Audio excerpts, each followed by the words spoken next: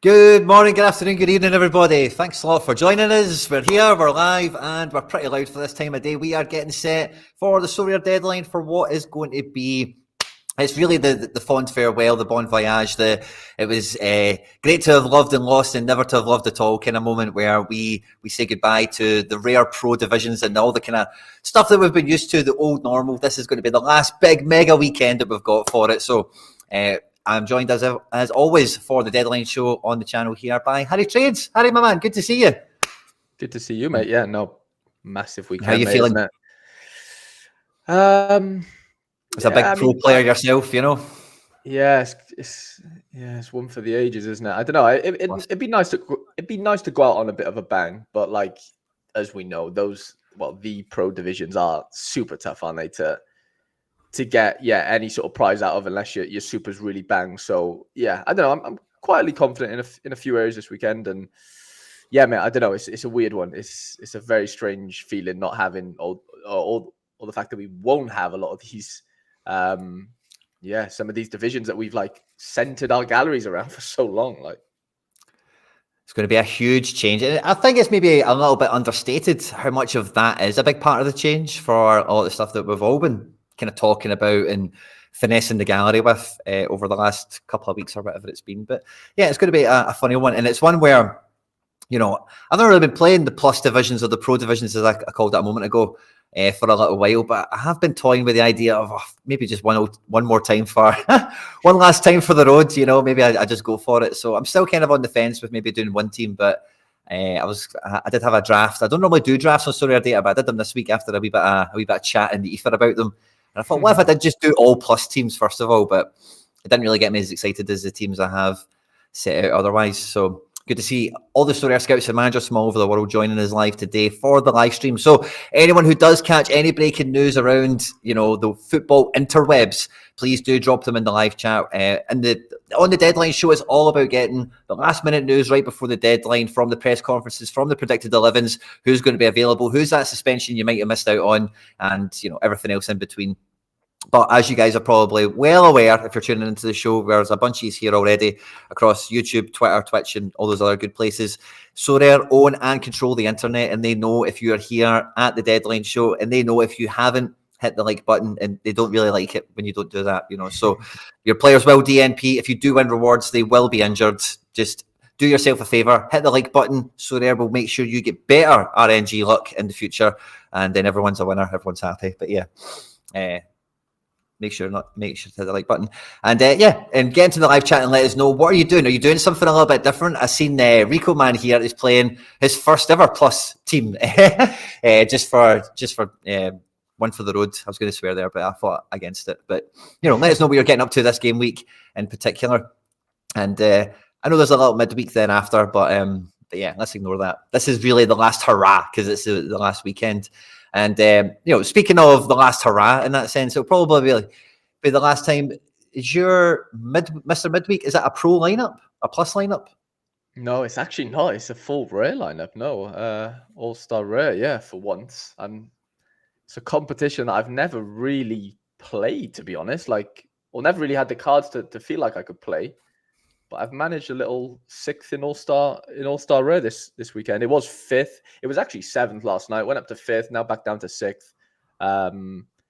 Yeah, if I know ifs, buts, and maybes. But if I would have played Van Hecke instead of Zahavi, who I captained in Rare Plus, then I think I would have got 2nd. So I'm not going to be, you know, it is what it is. I'm more than happy to take a tier 1 and £101 from All-Star Rare, because this is, my highest finish by a mile in this competition.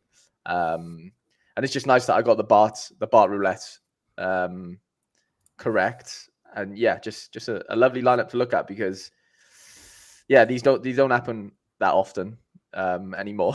So getting them all into one lineup, getting them all in a midweek. I'm just buzzing to see what I get, to be honest. I feel like I haven't opened like a nice reward in a long time, i.e. like a tier, maybe even 2 and above, to be honest. So I'm just excited, mate. Really excited.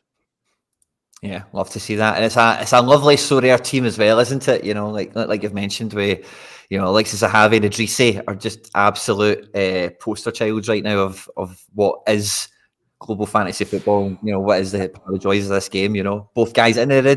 You would think, on a glance, you think, oh, one of those guys plays for PSV, one of them plays for Feyenoord. Yeah. No, you couldn't be wrong. No. Yeah.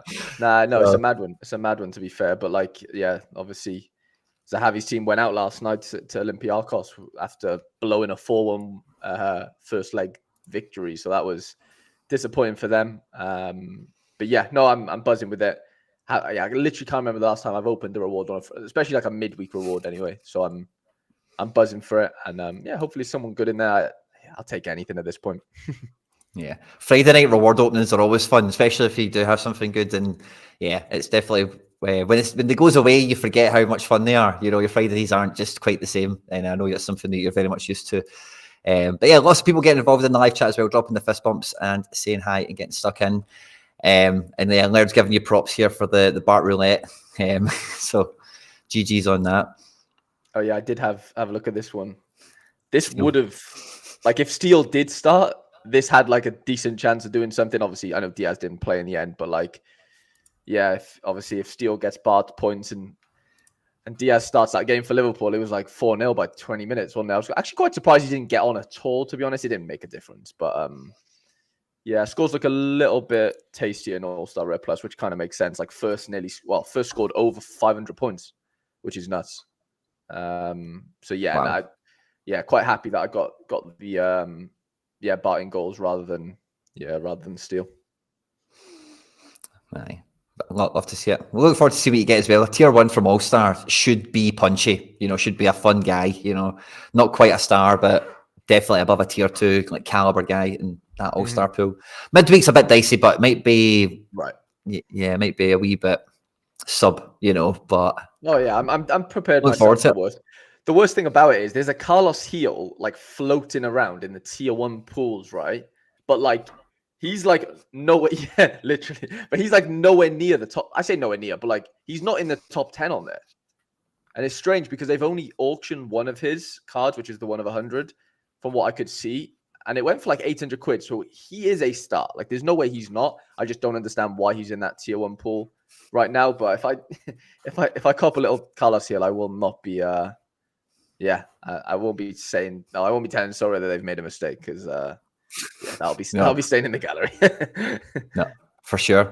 And big shout out, by the way, to Jack P. If this is the Jack P I'm thinking of anyway, this guy's been on amazing form, picking up rewards and stuff. So fist bump, mate, good to see you joining the show today. And Gaza says he loves a midweek, but it drives me nuts as well. And I think like when you've got European football midweeks, it's this section of European football has absolutely screwed me over. The kind of split, match day as it's been. Like 1 week I've got no goalkeeper, next week I've got no forward. It's just been an absolute killer for me. So yeah, I'm looking forward to the next round, but I think it should be like a bit better for that, hopefully. So yeah, fingers crossed there. But we also, guys, we do have a little bit of a reward that we'll give out halfway through the show or something like that. I'm not too sure. We'll check if he's on for predicted lineups, okay? But he is the long lost cousin of Ryan Haber, and this is Yannick Haberer. So we're giving away a Yannick Haberer later in the show today. So make sure anyone who's joining us on YouTube, get involved in the live chat today, and we'll give that away at some point. And you can get this card into your gallery. A Haberer who, Haberer can hit. We know Haber can hit a banger from edge of the box. This guy, I don't know what he's up to, but he definitely does the Haberer name. There we go. He's got to be assist to his name. He's got some techers. There we go. So we'll give that away later on. But it is about that time in the show, Harry Boy, where we take it to the matchups tab, and we want to see who are going to be the big swingers, the heavy hitters, the rollers, the shakers and the movers and all that good stuff this game week. And wouldn't you know, at the top of the mountain, it's green and white. It's all green and white at the tippy top of the mountain. You love to see it.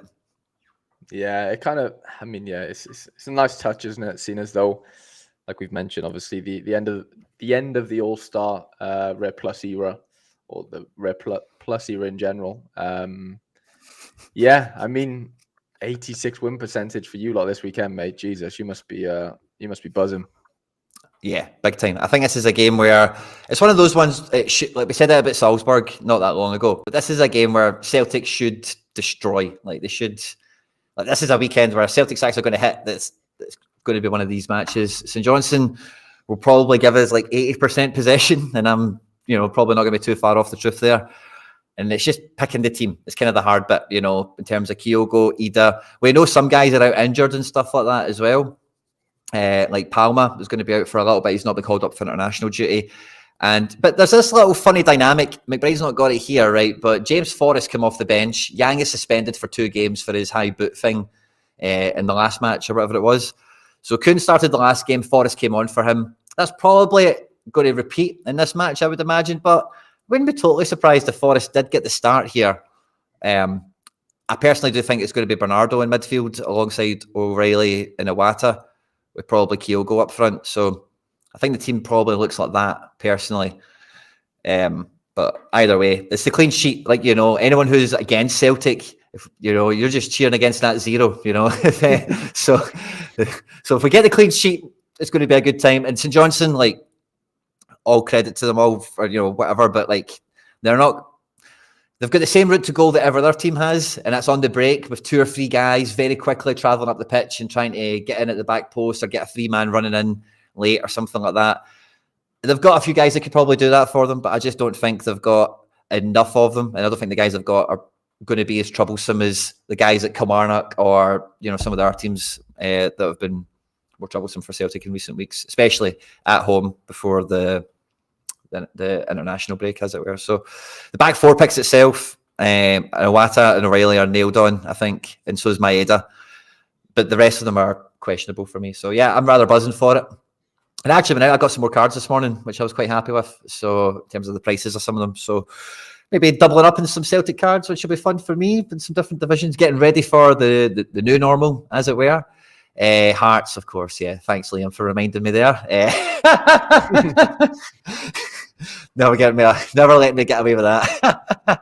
But yeah, Mona Hoops should be a great weekend, I think. And I think this is comfortable. This could be a 6-0. It could be something like that, but it is the 0 that can make the... Because if you've got Joe Hart and all these teams, you really need... If he doesn't get the 60, the other 4 need to be the best 4 scorers, like 80-plus guys, to withhold that, And if it's not quite that, if there's a 70 guy, if there's a 60 guy, you've not got that clean sheet. It just... it's just an anchor around your ankles, on the leaderboard as the game week goes on. You just fall deeper and deeper, Like, no.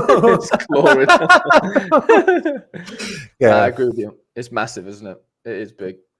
I mean, his L15 is pretty low right now, Joe Hart, in the sense of, like, if you're playing him in a cap mode, I think there's quite a lot of upside doing it that way. Obviously, if you're playing him in, just a normal comp, all-star, whatever, then, you are going to be up against the Sporting. I know the goalie, you can't... there's a couple of... Obviously, no Adan, basically, is what I'm getting at. But yeah, it won't be as easy, maybe. Well, Israel's got an L15 of 61. He does. He only has like 3 cards, though, I think. So that's the issue with him. He doesn't have many rare cards, at least, I don't think. But yeah, someone said in the chat there, that was a Rico man Sporting will be interesting. They looked bad last night. Footage has come out. The Guy Crez and Diamande shouting at each other. I mean, footballers shout at each other all day long. I mean, it only gets a bit worrisome if they're throwing hands and... grabbing each other by the necks and stuff. And even then, things get squashed very quickly most of the time. So, yeah, but obviously not great. It's not a good thing that happened, I guess, Rico man. But, yeah, it looks like a great fixture. Boavista at home. Obviously, yeah, not great last night, like Rico man says. But the team's looking rather nailed. I think the only thing I remembered from last night was Goncalves actually came off injured, I believe.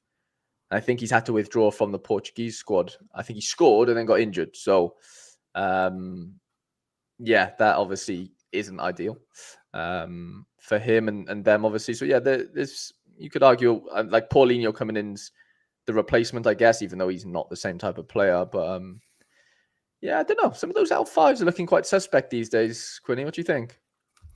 I think at home, it's one of these ones where...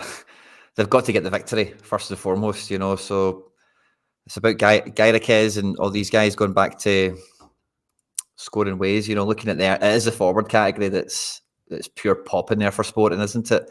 Matchup indicators 21. So Boavista, before we even look at the table or whatever, but I suppose they're conceding quite a bit. And these guys are in really good form, whether it is Paulinho, Edwards, Trincao, these guys. as long as they get 2 or 3 goals, they're probably, a lot of these L5s and all that are probably quite high, like balls into the box, etc. And then whereas Boavista, let's actually see them.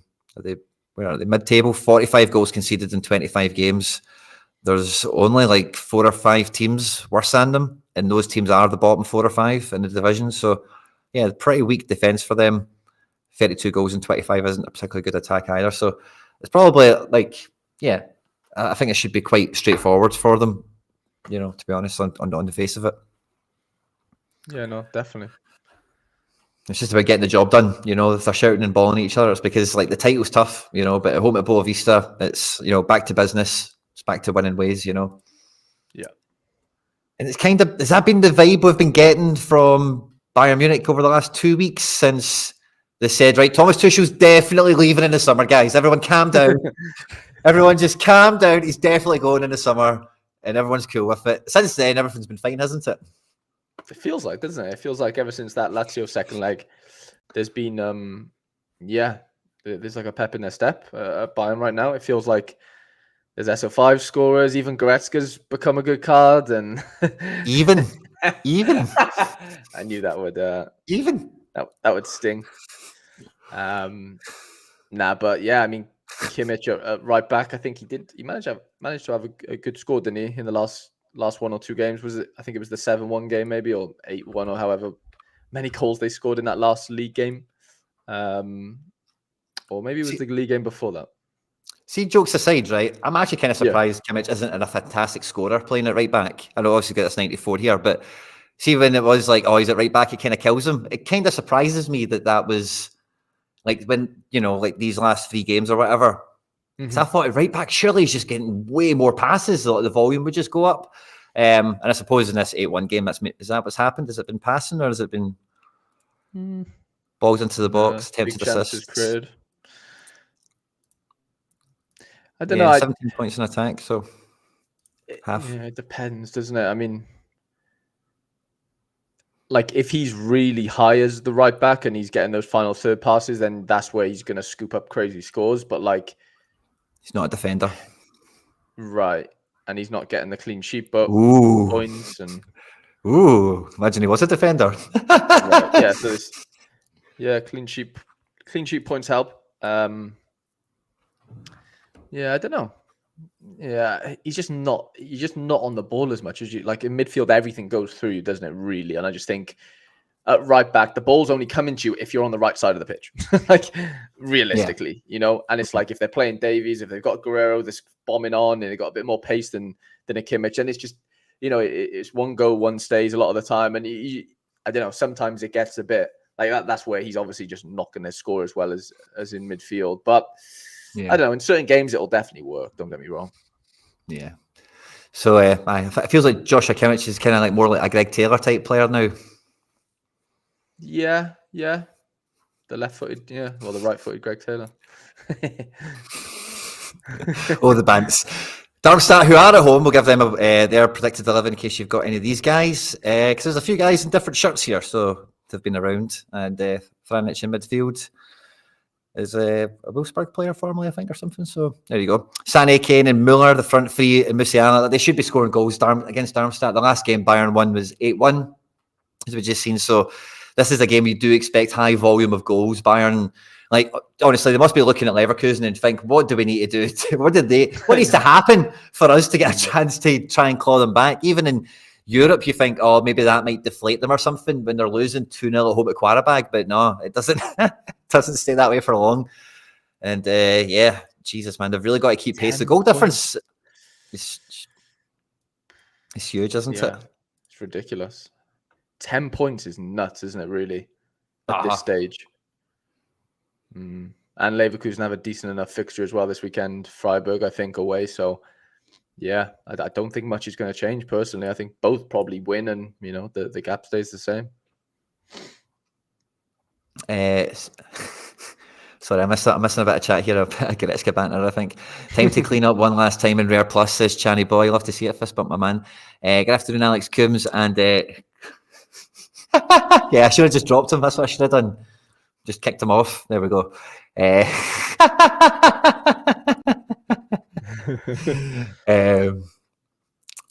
No, Goretzka's the man. Goretzka's the man. But I don't think that. But Nagelsmann didn't like so.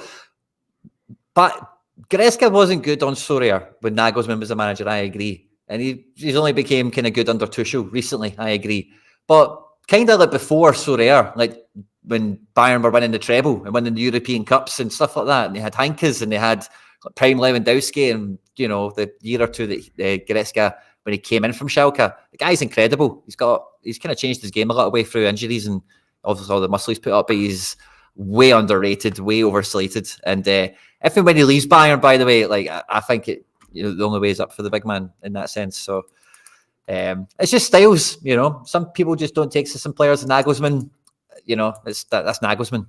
That doesn't surprise me that he fancies the youth kid rather than Goretzka. So I don't worry about that. Bayern just got to hope that Leverkusen signed 3 Spurs players. Yeah, to outweigh the balance because they've signed 2, or did they sign 3? No, it must have been 2. Real fist bump, good to see you. And yeah, Villa getting through against Ajax last night was a big European occasion, it felt like as well. I've not actually seen the draw for Villa in the next round. I'm not too sure who they've got, sorry. Yeah, I'm not sure either, to be fair. Saw the Champions League draw, but don't think I saw the the Conference League. And Leverkusen got West Ham, I think. I think that's what happened. Yeah? I think Leverkusen got West Ham, but I can't remember who. I don't think I've seen who Villa got. But this is the Leverkusen team for the weekend. So I don't think it'll come up in the matchups tab. But since we were talking about it, I thought I would slide it on. Frimpong and Grimaldo from the start on this one. Schick is still on. They've really not let that bother them. No Boniface. It's been incredible. They have needed last minute in the team to really step up. But imagine they still had Boniface this whole time, as well. You're adding a goal onto every match, I think. Massive miss, mate. Yeah, his legs and obviously his goals as well. Big time. But anyway, number 4 in the matchups tab, we have another team in Portugal, or another challengers club. And we've got FC Porto, who are at home to Vizela. Now, they're probably going to be licking their wounds after our Champions League elimination, obviously at the hands of Arsenal. And with the title race still on in Portugal, Pepe's get a new fan club, or his fan club have re-emerged. He's staying in the team, of course. And yeah, Porto feel like they're on the show most weeks, and we've always kind of been just basing their scores or whatever. But I think a lot of people got to see them up close and personal against Arsenal. And, I definitely think they've done a lot better than most Sorare managers, myself, I kind of put at the head of this, would have maybe gave them credit for when the draw was made. So do they feel kind of, I don't know, did they feel kind of better coming out of that since they really did give it a good fist almost? I'm not too sure. I think so, mate. I do. I watched that second leg, and yeah, I mean, there's they do deploy a lot of dark arts, which is like no secret, I guess. But like they had they made Arsenal look very average in that second game. Like the game was just, it was actually a really boring game to watch, to be honest, because it wasn't vintage Arsenal in any way. They hardly created any chances really, and it was just like, I don't know. It was a strange one. Obviously, they won the game or whatever. But like, I don't know. Porto looked fine. Like, I was quite surprised. They've got a lot of legs in their team, and they, on the counter against an Arsenal team that are going to try and outplay you, it actually worked pretty well. Like Pepe, Quinchao, Evan Nielsen, Galeno, like that as a 4. There's a lot of creativity, a lot of legs, and there's goals in that team. And I think in their domestic league, obviously we've seen that. Yeah, they've been a lot better of late. Like start of the season, it was a little bit shaky, I think. Varela looked really good. I think he might have come off injured though. Obviously Pepe, goes without saying, and they can definitely hold their heads high in some regard. I think I know a lot of Arsenal fans are a few minutes at how all the dark arts kind of came about. But you've got to do what you got to do, haven't you, to win games in Champions Leagues and stuff. So I get it. I know it didn't work, but they got close. They got a Wendell penalty away basically from doing it. So yeah, no, I think they gave a good account of themselves. Yeah, we've got Lille are playing Villa, and we've got Milan Roma. Some people are telling us. I think I seen Atalanta. Somebody shouted out their draw as well earlier on. I forget who it was now, but now that I see some of the other ones coming in, I think, oh yeah, I seen a comment like that right at the beginning of the show. and I've forgotten what it was now. I can't find it. But yeah, I think we'll probably have a wee look at the draw when we do that transition from the giveaway and whatever. We'll have a wee peek at it because I've definitely not got right up to speed with it. Liverpool, that's what it was. Liverpool at Atalanta. And Maeda's been called into the Japan squad. I don't know if these qualifiers will be covered. I wouldn't hold your breath on it or plan for it. It's just more cross your fingers than anything, you know. And then we've got Zagreb away. Now, who is that? Is that a team that the Zagreb? Rudez, is that? No, yeah, Rudez Zagreb. Oh, this is the one, isn't it? Some sort of derby then, I'm going to assume. Yeah. But Zagreb got battered by Panathinaikos, didn't they, midweek? It was like 4-1 or something. I don't know if that caused them to actually not make the draw. Because I know they won the first leg. 5-1 was it? They must have went out, Quinny. Yeah, surely they won the first leg 2-0, so they went out 5-3 on aggregate. Jesus Christ, that's mad. I can get the draw up here. I can see what it's. See what we've got. That is bonkers. Olympiacos, Fenerbahce, Pilsen, Fiorentina, and Bruges, PAOK. So that's Villa. If Villa get by Lille, that's kind of them all the way to the final, really. I don't know. Maybe Fenerbahce could be dangerous, I suppose. That's interesting. In the Europa League, let's have a wee gander at that. Quickly, in case anyone else like me missed it on the way into the show here today, just a wee touch base. We've got Benfica, Marseille, Liverpool, Atalanta, AC Roma, and Leverkusen, West Ham. It's a tough set of quarterfinals, isn't it? Yeah, really competitive. And then Champions League. People are telling me the Champions League's one-sided. Let's just see the complete draw. But we've got Athletic Dortmund, City Real, Arsenal Bayern, PSG Barca. I think this is the best draw you could have for the neutral. Like, they are all kind of finals in a way, you know? Yeah, they could easily all be, couldn't they? That's a great draw. I love that. It's going to be a lot of fun to watch. Not great for SO5, probably. No, probably not. But yeah, so we'll maybe look at that later. Independiente de Valle. We'll skip past them. Oh, no. Have we even looked at... No, we've not. Sorry. I beg your pardon. We didn't do Zagreb yet. Yeah, so here's Rudez. Here's their team, in case you have any of these guys. And then Zagreb. So Kaneko's on 50% along with Hoxa. Again, these positions have been quite dicey over the last few weeks with Spikic as well. But after getting dubbed 5-1, like we were saying last week, they must have been feeling good after winning 2-0, you know? Mm-hmm. And now they must be like absolute rock bottom after just getting absolute horsed 5-1, you know? 100%. Yeah, they would have had a bit of a spanking, I think, after that game. But nice, easy game to come into, I guess, from the midweek fixture. But, you know, you just never know. Derby, I don't really know too much about the Zagreb derbies, but... So this should be... Yeah. You know, they should be coming out angry. They should be looking at Rudez like, come here. You know, 55 goals conceded in 26 games, rock bottom of the table on 7 points, and Zagreb in third have got it all to do with a game in hand to keep the pressure on Rijeka Split in that Croatian title race that we've got running there. So, yeah, Zagreb need to bounce back imminently or immediately. And then we've got AZ, who are away to Volendam. So I'm not too sure how Volendam have been doing, but that's normally a game that people do look forward to having for their stacks. Yeah, they've not been doing too much, I don't think. But AZ have been a little bit better, you know, recently. Like if we're talking SO5 wise and stuff, and yeah, I think this is a really good fixture for them. Like Sugawara seems to be, you know, clawing his way back, and Pavlidis is scoring goals. I still think, I mean, to be fair as well, Mainand you could put in that conversation. He's been quite good last couple of games. Not sure who that Belic guy is, to be honest. But yeah, Bazua looked pretty good recently, and yeah, Van Bommel's a decent player on the left wing as well. So I don't know. Yeah, this one could be. Yeah, we could see a few AZ stacks flying around. 100%. Yeah, could definitely see it. I think Sugawara's a big piece when he's happening. You know, because of how good he was scoring early season. And look at the scores on the goalkeeper. You know, so if you've got that to build upon, as long as they get a couple of goals. Don't really need the clean sheet, you know, if they've got enough AA going in their favour, or maybe they do get the clean sheet and it just puts them right up the top. But yeah, that should be a good one, certainly. Mignan, Pavlidis and Van Bommel's quite a creative front three here. Jumping jimmies. But yeah, AZ in fourth at the moment. Just wanted to double check that. Obviously nowhere in contention with the front three, but trying to keep that distance away from Ajax, who are 6 points behind them. But yeah, good game for AZ. And it's a lot of old challengers, and some of the most of these are new challengers. Some of them are contenders, but it's not really champion heavy this week, is it? There's a lot of the lesser European countries dominating the matchups tab, isn't it? Right high up. Big time, yeah. On that, well, yeah, from what we're seeing here, it's Bayern and Roma basically are the only two from Champ, which that's quite interesting. Champ could be a nice little one to exploit maybe for some of the the lesser teams with half decent fixtures.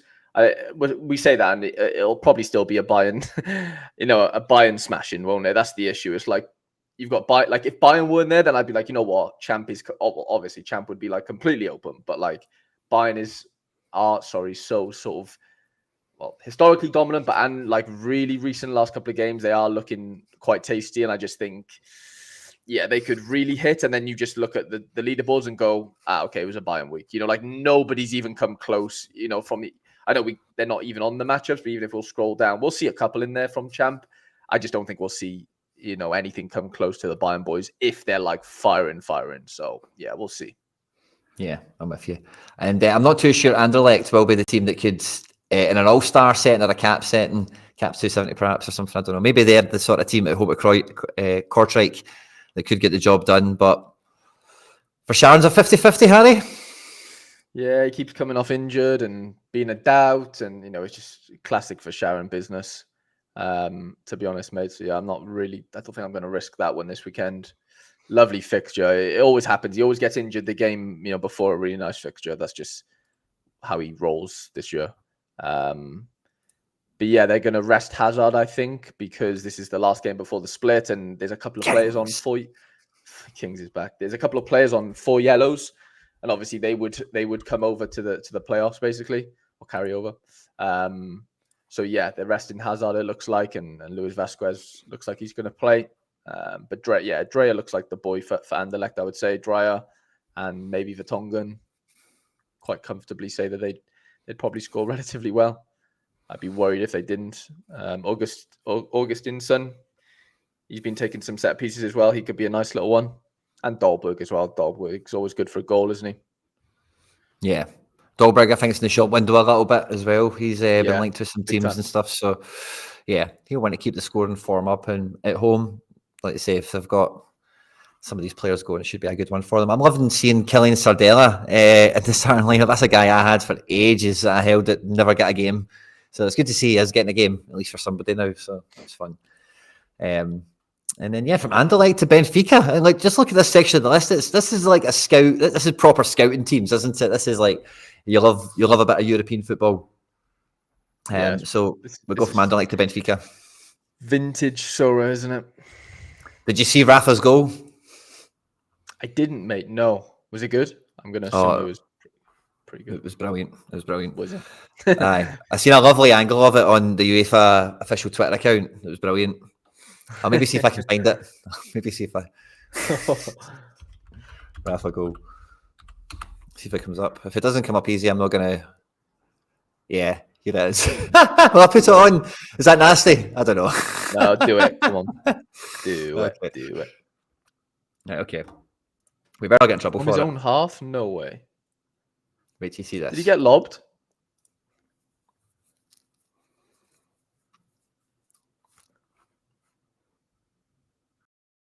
Ooh.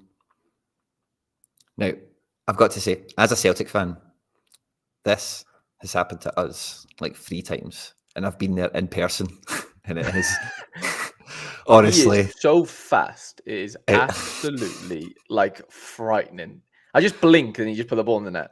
Like that was ridiculous. Yeah. Wow. So it hurts. So it's I feel your pain, but I thought I would share it for everyone else that missed it. Rafa Silva's up front again, away to Casapia. Do we think he'll get more goals against Casapia than he did against Rangers? Yeah, I'm going to go 2. 2 for Rafa. Yeah, I'll be honest. I am a bit biased, as you know, Quinny, but I'm not agreeing with this 11. To be honest, Florentino Luis was man of the match last night, from all accounts, and everyone's saying that the João Neves Florentino like double pivot has just brought a lot of balance to Benfica recently.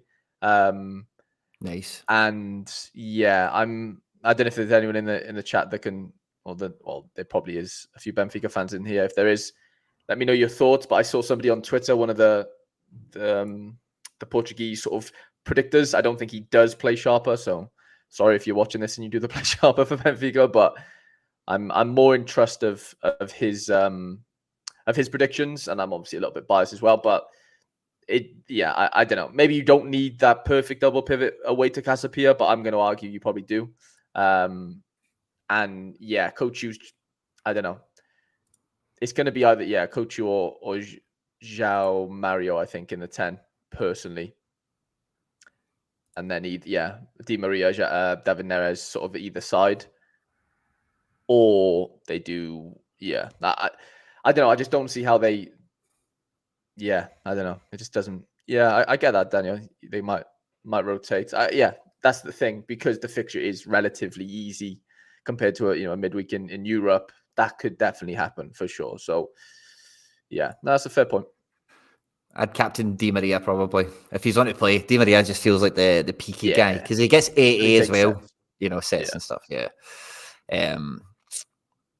But yeah, I caught the David Lopez one. Bradford Jack, thanks for sharing as well. Fiorentino's still fairly cheap. Tony Cassidy. Tony knows about a thing or two to say the least. And I'm sure he's probably seen some good things out of man of the match. Florentino Luis last night. But yeah, maybe doesn't play this weekend. And that'll make him maybe a little bit cheaper. It's always nicer to try and buy a card after a DNP. It's always a wee bit easier. It's funny how that happens, but it's just the way it is. And then, Benfica should do it. Should do the business. It feels like Portugal, all three of the big teams should be winning and keeping the pressure on the title race as it's been going. When we look at Austria, I'm not too sure how the title race, if we can call it that, has been panning out. I think Salzburg are going from strength to strength at the moment, probably kicking on fairly well. But recently they've been very good, like really good. SO5 wise as well. Some really good scores from over there. I think they won one of their last games. Was it like 7-0? I think they beat Lask away last week 1-0, keeping clean sheets. And 4 points is no gimme. But I think this is the last game, I believe, of the. This is the way it was displayed when I turned it on. Relegation round, and it's like it screws the table up. So I think this might be. I think 22 games. That's it locked probably. This is probably post split now for them. So this is a top 6 match, I think. Hartberg and Salzburg. Potentially, yeah. Let us know in the chat, lads. I thought this was the last weekend, to be honest, but maybe I'm wrong. For however, I don't know how. So there's 12 teams. Right. Maybe 23 games then, wouldn't it? Oh, no. Yeah. 22. No, it wouldn't. 22, isn't it? They're looking good, but top 6, got to go and win the title. Only 4 points ahead now. All the games are 6-pointers. Yeah, massive. At home as well. You'd have to fancy him here, wouldn't you? At home to Hartberg. It's getting the strikers, but that's been the problem, I think, hasn't it? Is who's playing up front, and then are they getting the goals? Are they or is it somebody from the bench or whatever? Yeah, 100%. Yeah, I'm interested why there's no Karsgaard. Is he injured? I see everyone in the comments as well on Sharper asking the same. I don't own him, but I'm just quite curious because he's normally obviously one of their better, more creative midfielders. Okay. It's maybe not available. Right. Okay. He's behind Gorna. Fair enough. Oh, they've had the split. Fair. That makes sense. Ruben Providence. Love a bit of that. I think that guy used to be a player a while ago. Abdijaj, maybe? I'm not sure. But yeah, cool. Strong Salzburg team, front to back. Really, 50-50 chance he plays in defence, by the way. Okay. Little Kimmich role maybe for the boy on the left side. A wee bit of the Axel Witsels. Big Axel, what a player. But yeah. By the way, I was thinking, I was just trying to work out in my head here. Is Salzburg increase in form happened since they trained with John, do you think?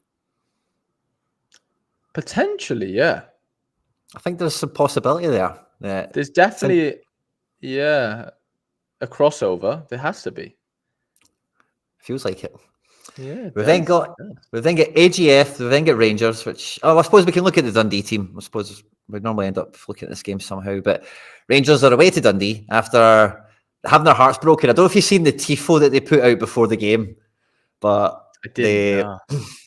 So earlier that day or the day before, a news thing came out saying that the police in Dublin are getting prepared in case it was a Rangers Liverpool final. So the tifo, and because it would be in Dublin, and they reckon it would just be carnage and chaos and everything in between. And the tifo Rangers had before the game, the fans, was like Rangers fans on a bus, and the bus in the front of it said Dublin. Oh no. Yeah. So anyway, so they're going out to Dundee. They're not going to Dublin. They're away to Dundee. This week. They're getting on their wee bus. They're going to Dundee, and they're playing Harry's boys, Beck, McKeown. Do you have this Tiffany guy? Or am I imagining that? Mellon? No, I don't. I think Thing does. Hendo does.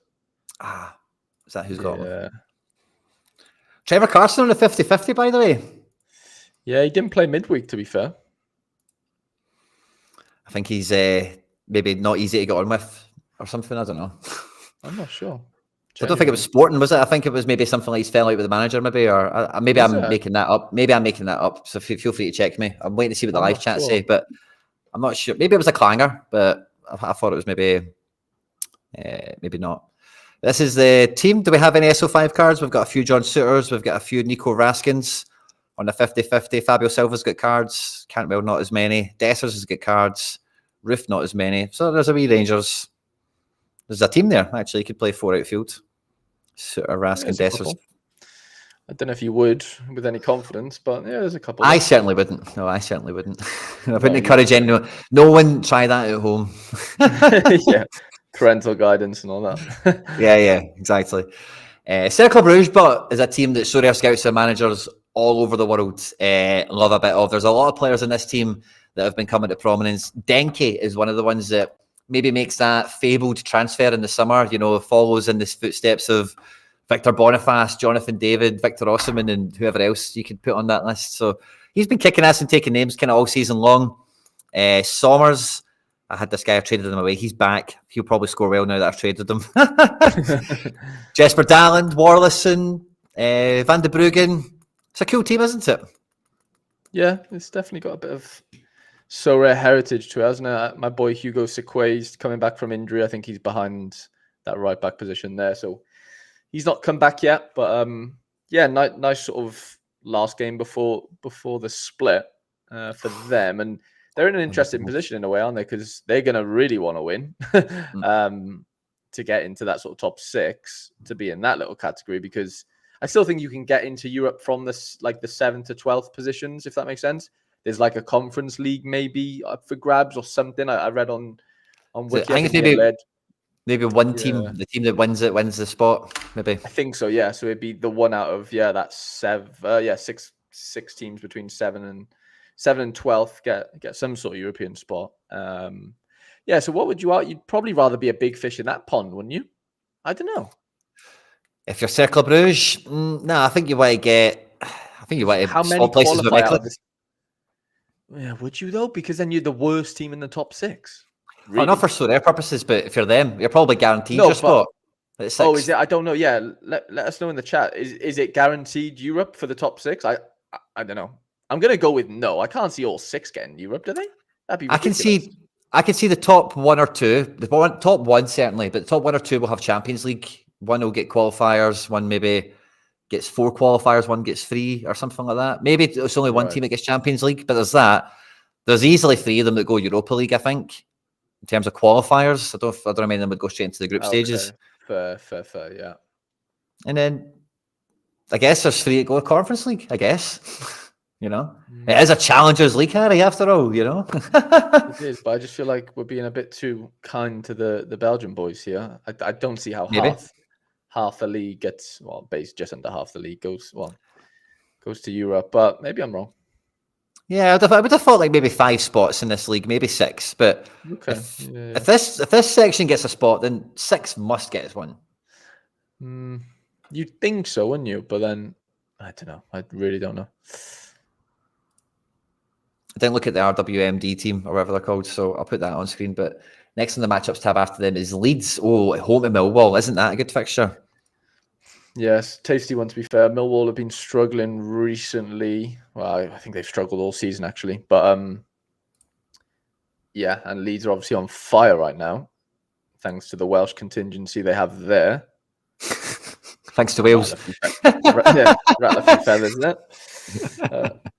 But no, yeah, I don't know. It's an interesting one.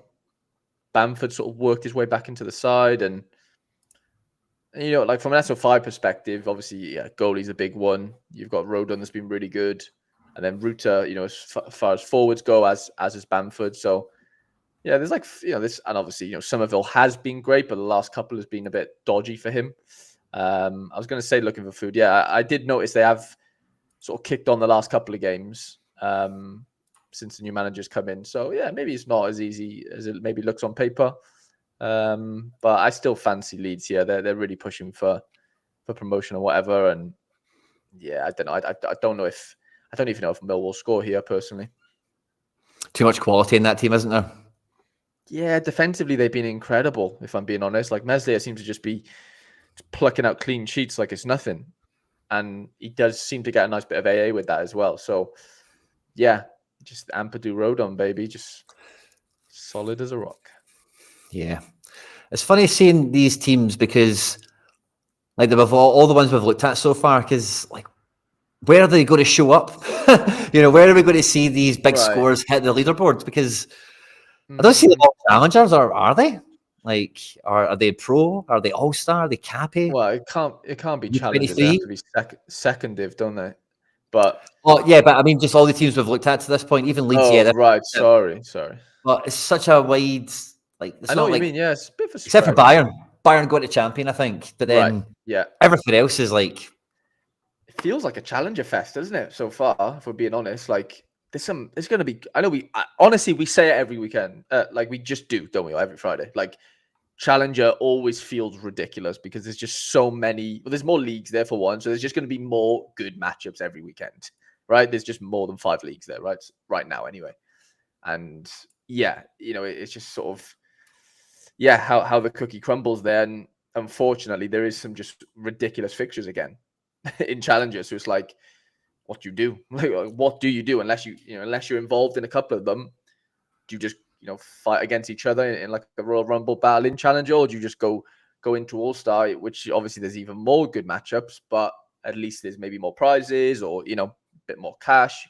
It kind of all depends on your cards, of course, but yeah, I mean Leeds is the first second div matchup I think we've done, so you could probably see quite a few lead stacks in second div themselves, like you said, under 23 Mesliers and Routers. I think you wouldn't be too far off there with under 23 in second div. And because this is the first champion team we've got to since Bayern, and it's Roma at home to Sassuolo, who have just drawn the mighty AC Milan. Now, by the way, Roma will be right up for that game. You know, Roma don't have much of a European kind of like pedigree over the years compared to some other Italian teams or whatever. So playing AC Milan, who are like the European Italian team of all years and decades, really, except for the current one that we've got. Really, this will be a big one for the fans. They'll be right up for it. And De Rossi's kind of really got them cooking. This is the predicted 11 for Roma. We're seeing Angelino preferred domestically, but not in Europe. Has kind of been the rotation, which I know a lot of people, myself included, thought he would go there and hit the ground running. He's not hit the ground running, but I'm sure he will get up and running as the thing goes here. But the Roma team has kind of, it feels like they've grown a foot taller. They've puffed their chest out, and they're since having De Rossi in, and we're seeing guys like Mancini, we're seeing Paredes, Cristante. Cristante scored a really good goal. I think it was last weekend. Still think it was in Europe. And Dybala, SO5 in his face off now, isn't he? Yeah, he's on fire, isn't he? I think he was rested yesterday, or maybe had a slight knock or something, so he didn't play against Brighton, I don't think. But yeah, no, Rome feel quite fun again, don't they? SO5 wise, there's definitely something there that you can hold on to. Goalkeeper change, who's still under 23 actually. But yeah, Pellegrini, one of my sort of favorite Sorare players, to be fair. He's one of the first cards I ever bought, so very attached to him as a card and as a player, I guess. But yeah, Dybala looks the real deal right now. Defense is fine. Wow, that's nuts. You know what that means? Roma are going to win. Don't they? I don't know. Milan look good, man. They've got a lot going for them, haven't they? But it's European football; anything can happen, obviously, and or an all Italian tie, and you just never know, right? But yeah, there's definitely something going on with this De Rossi team. I'm liking what I'm seeing. This is the Sassuolo team they'll be welcoming to the Olimpico. No, would you cry on Berardi? Big injury. Achilles, I think. Yeah. Pinamonti, Death Rail, these guys are okay, but Consigli, he looks knackered already, doesn't he? He don't want to be there, does he? Bless him. It's like, oh Jesus, another year. So Roma could be good. It could be maybe the Roma week for champion. If you've got Lukaku and Dybala and Pellegrini. If you can get the rotation right, from playing last night, I know a couple didn't play and whatever, but yeah, if you can get that right, you could really, you could smash it. To be fair, because we're not seeing many champ sides, are we here, Quinny, at all? No, I think we'll finish this segment of the show with maybe Galatasaray or Sociedad or Feyenoord. Let's end with Feyenoord. We've not got too many teams. I know it looks like a lot, but we'll be skipping by Catalika and Barcelona and Ecuador and stuff like that, Braga and whatever. So yeah, we'll put up the PSV team. PSV are at home to 20. Bit of a Sorare derby, as I like to think of them. And Veerman's back in town. We've got Till back in the attacking mid spot. And then, looking at the defence, this is PSV maybe back to full strength. Yeah, they're definitely closing in on that. And they, bar maybe Noah Lang, you'd argue is as sort of full strength as it gets, I would say. Yeah. And then the 20 team looking pretty good as well. Yeah, I mean, 20 are decent. This is not an easy game by any means for PSV. Although it being at home really helps, I'd say. I don't know. It's a weird one. PSV are just ridiculous, and we kind of forget that they're in another category compared to Feyenoord. If we're being honest, the table doesn't lie. They're above and beyond this league right now this year. So yeah, it's hard to see anything other than no losses. It's ridiculous. But 20 they're third in the league. They're no mugs at all. They could beat them.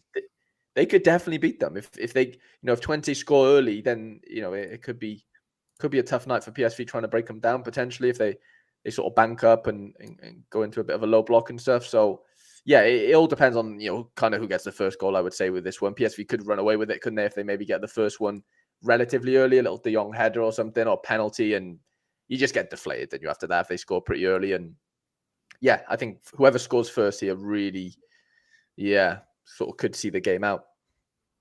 Yeah, definitely be a tough one, but I think it'll be a good one to watch. And it's one of these ones where if PSV do get the job done, this would be a peak kind of result. Take a lot of AA to do it and that kind of thing. So some of the guys like the Veermans and the Deaths and whatever could be quite peaky. Boscagli as well, So because it's a harder game. Maybe that's part of the ingredients into the matchup indicator here. Is it 20 will test them? It's not just going to be possession. It's going to be uncomfortable possession. But I think Monaco and Lorient, I'm not too sure how that is in terms of the league table and whatever, because I'm not sure Monaco have been that great. I'm not sure they've been that bad either.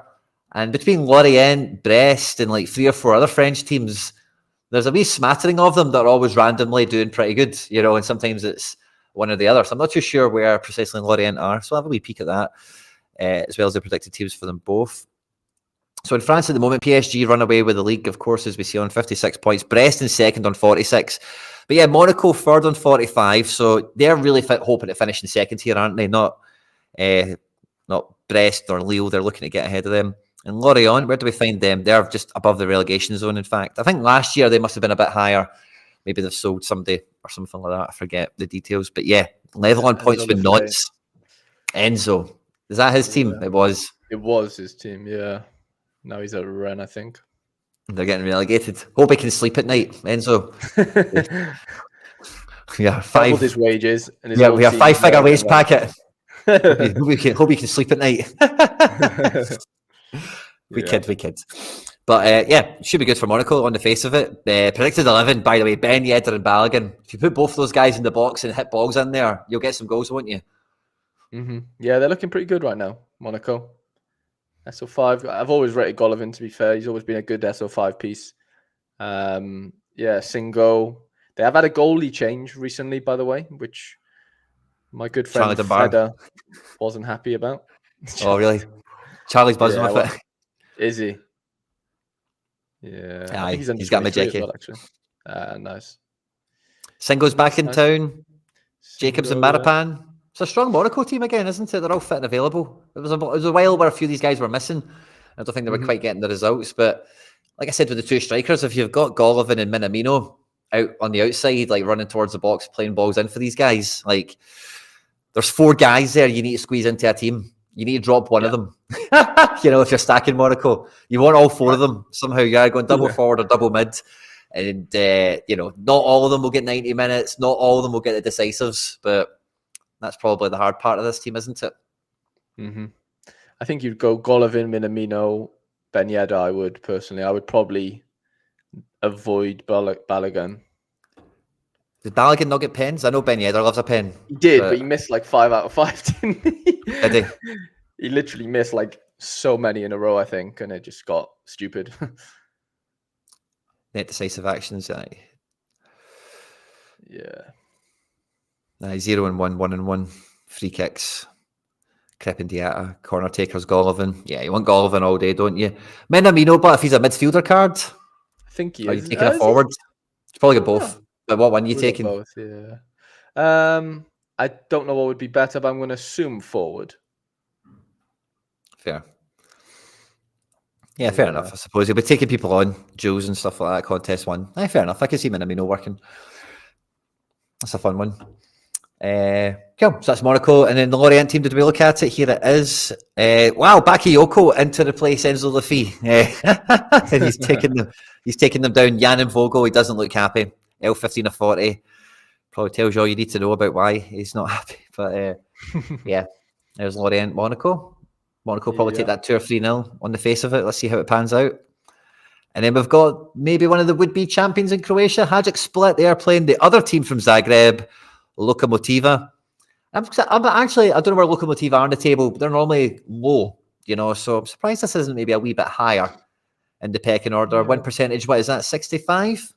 68, yeah. 68. Yeah, Hajduk have been good, but I don't know, they're a weird one. Like Lavage's kind of the smasher forward, as is sort of Brekalo if he's fit. I don't know, it's a weird one. Lokomotiva haven't been terrible, mind. I don't know what this. Yeah, they're 5th in the league. It's not. Yeah. They're not miles off it, but they're very much middle of the road, aren't they? Yeah. They are indeed. So yeah, Hajduk needs to keep the pressure up on Rijeka, especially if Zagreb are bouncing back and getting a big game against Rudez this week. So all the pressure's on them. I think where we've got this, we'll just have a quick peek at the Rijeka game. I don't think it's going to come up, but this is the Koprivnica team who is hosting them. If you want to see that, there it is. And then this is the Rijeka team, top of the table at the moment in Croatia. Pjaka has been one of these European signings that has really worked out in this division, hasn't it? He's been a big win for them. Fruk, of course, has got a really good L15. Really not too far off that in L5, I suppose. And then the striker position, I think we were talking last week, somebody said that it's been a bit of a change. The main guy's injured or something, and these 3 guys are all kind of trying to make up the difference now. So Labrovic and the goals, and yeah, there's Rijeka. Yeah, decent little team. Yeah, Pjaka's got Rijeka cards now, I believe, as well, which is nice for collections and stuff. Love that. A lot of good new faces just came out. A lot of good new faces. Yeah. And actually, I wanted to get everyone's opinion on this. Don't forget, guys, we will, I'm reminded as I see this, imminently we'll give away a Yannick Haber, or this is Haber's long-lost German cousin who plays in midfield for in the Bundesliga. It is. I've not made sure it's still Freiburg. It could be Freiburg. It could be somebody different. His Union Berlin. There you go. So Haber, we'll give him away shortly. But we got a new face in, and it's a guy who's been doing very good in La Liga. If you've not heard about him, you probably will hear about him soon enough. It's not much of a secret. His name's Isaac Romero. But see, when I seen this card, look at that picture, Harry. Who do you think he looks like? Who does he look like? Chat, who does he look like? I really can't think. He plays Sorare. That's the first clue I'll give you. Right. is what I'm thinking anyway. Yeah, good. I'm glad other people see it. It's not just me. Tony, yeah. Yeah. This guy is a Spanish Tory Watt, if ever I've seen it. Yeah, I can kind of get it. You're doing him a favour, mind. Yeah. You're doing him a favour. You're doing him a massive favour, yeah. I don't know. Is this sponsored or something? Like, what are we doing? No, not at all. But I seen him on the New Faces thing, and I was like, Jesus Christ, man, that guy looks. I've seen him play. He doesn't. He's not got that much for striking resemblance to him, but in that picture, I was like, Jesus. I know what you mean. Similar eyes and stuff, and like eyebrows, and yeah, I get it. And Tony I'm on board. That's class. So love you said it. I'm not alone there. It's a good show. That is fair play. Guardiola. He's a double at Guardiola. Yeah, that is the shout. It is Guardiola. Same haircut, same beard. Yeah, I'm on board. Love it. River Plate, we'll have a look at that. So Argentina is set to be one of the real thorns in Celtic side. And River Plate, I've got some cards, I've got some players that we love and adore, of course, and they are at home to, who is it they're home to? Gimnasia La Plata. It's a bit of a Sorare derby again. Gimnasia, I think, was the first Argentinian team we got a license for, maybe the second. Potentially, yeah. They were one of the first, weren't they? Yeah, so, we've got Calidio on to start this one. It looks like the former Wonder Kid didn't really work out for him in Europe. Him or Echeverri. And by the way, I don't know if it was Sarfula on Sorare Data. It might have been. But I heard someone say that Man City have incentivised River Plate to play this guy more often. So that's incredible. Yeah. But apparently he can't complete 90 minutes or something. His legs just go early. So I don't know what's in the clause. I don't know whether it starts. Is it a minimum amount of minutes? I don't know how it works. But yeah, I think Sarfula did say something like that. Yeah. Was the surf? And this is the Gimnasia team, if anyone wants to see it. Yeah, they're really bad this year so far. Like this guy's cricket's got. He's been good. Yeah, he takes set pieces and stuff, I think. De Blasis. He sounds like a guy who would play for Udinese. He sounds like a cricketer from South Africa or something. Oh, do you think so? Well, yeah. Guys in the chat, if we just said Pablo De Blasis, what would you think? I would think Udinese player. Harry thinks South African cricket. It sounds like Duplessis, the rugby player, one of the two. Either the egg ball or cricket. By the way, artist. That's funny. By the way, go on. Pablo can play ball. Oh, wrong screen. Pablo can play ball. Good. By the way, yeah, he's decent. He's 36. Not too bad. Yeah, he's 36. Same guys. Same age as me. There we go. I'm an old man. Me and this guy. Me and Pablo. You and Pabs. So we're not looking at Barca or Braga. We've got Galatasaray up next. Galatasaray, normally, by the way, Harry, we've looked at Galatasaray by now, haven't we? Normally right high up. Yeah. And who's it they're playing? They're away to Kasampasa. Mm-hmm. Who aren't terrible. Like they're not good, but they're not great, Mm-hmm. But those matchup indicators are really strong. Goalkeeper, midfield and forward especially. Like it is a good looking game for them, isn't it? I think anyone Gala plays isn't in that league really outside of Fener and whoever else is good up there. I can't even think now. Besiktas maybe. But yeah, no, Kasampasa have a few smashers in their team. Da Costa, that number 10, I'm not going to try and pronounce his name. Maybe Hadradanovic. Yeah. Kara, yeah, they've got some decent players. I don't know whether that means they're going to actually win this game. I'm going to argue no, but some decent players in there for them. But yeah, I still fancy Gala though. Gala played Friday, didn't they, last week, and they just completely smashed. Did you see that? I think Demirbay had like a hat trick of some sort, or I don't know, something went on where they really smashed. But yeah, not an easy game. Siri says Kasampasa 5th in the league. Yeah, definitely not an easy game. It was a hat trick. Yeah, wow. Only 7 AA though. That is mental, by the way. That is like the worst nightmare, isn't it? You get 87 points, but you don't 7 AA, man. 0.9 net, from this section. Right. Everything just cancels itself out. Yeah, possessions lost. And that's mad. No big chance created, no attempted assist. He he must have a nosebleed. He can't be crossing the halfway line. I think he's just shooting from halfway and just lobbing the keeper. Yeah. Where's like no attempted assist? That's actually, I'm quite surprised at that. Only one from Mertens on sets. Okay. Yeah, that makes sense. It's just a guess. Yeah, big time. So yeah, same team again, really, isn't it? Should cook. Well, has to pass that away. It's not the same game, is it? So maybe a wee bit harder. Quinny, massive news. Scale injured. Oh, no way. Oh, no. So what does that mean? Oh, my God. What does that mean? Oh, my God. What? Who plays? Who plays? I think everyone's... Oh, my God. Does that mean Lagerbielke is playing? Does that mean... Oh. Wow, by the way. Everyone's saying Scales is injured. I've got no idea what that means. Cara Vickers is on to play this game. The Rocky's injured. I think, well, maybe Welsh, won't it? I guess. This is the Portuguese league table, if anyone wants to see. Galatasaray 2 points ahead of Fenerbahce. First and second fighting for the title. Trabzonspor in third. But, that is a deadline rocker. Big Liam Scales out. That is going to... Oh, that's just going to hurt me, man, so much. Yeah, that's... I've got deadline drama. I've got to have some deadline drama to deal with. Well, it wouldn't be a deadline show without some deadline drama, Quinny, would it? Let's be honest.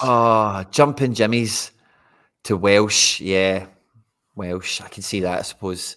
He is fit. Just made a bit of a clanger. So it's going to be Vickers and Welsh. Interesting. Bummer. I've got a Welsh. That's not too bad. But I've not got a super, which is... it says Leandro Bray is safe to start for Boca if anyone needs a last minute under 23 keeper. The real nose. Love that fist bump. Yeah, he's a good keeper, to be fair. Very good keeper. Mitchell Robertson to the bench, says Tony Cassidy. I would take your word on that, my man. I know it's probably just a punt you're giving us, Tony, but I think if that's the next up from the B team, that'll be who it is. Ibar, do we look at Ibar, Harry? I mean, they're first in the league right now. Well, I say first. I think they're second, actually. But I think you don't have to. Yeah, they're actually flying, to be fair. If they're relevant, they're doing something. They're not like they're relevant. They are mid table and doing nothing. They messed up last week. They lost to is it Burgos or Burgos, however we're going to pronounce it. Oh, super Burgos, tight. the sixth team in the league, and before that they beat Leganas. So if they would have won last week, they'd be joint on points right now with them. So that bit annoying for them. Obviously, I'm an Arbila stan, so I'm rooting for these to do well but not go up, because why would I want my 36-year-old Arbila in the La Liga? Quinny, come on. You don't. No, I don't. So I actually have the goalkeeper from Villarreal too as well. So I've got bits on either side here. 0-0 draw would be fine with me. I'd take that all day long. It's not going to happen though. I think Eibar walk all over Villarreal too here. They're obviously in not good shape. I fancy a nice little 2 or 3-0 here. Agent Cooper, comment of the day. I think we all should, wherever you are, give him a wee round of applause.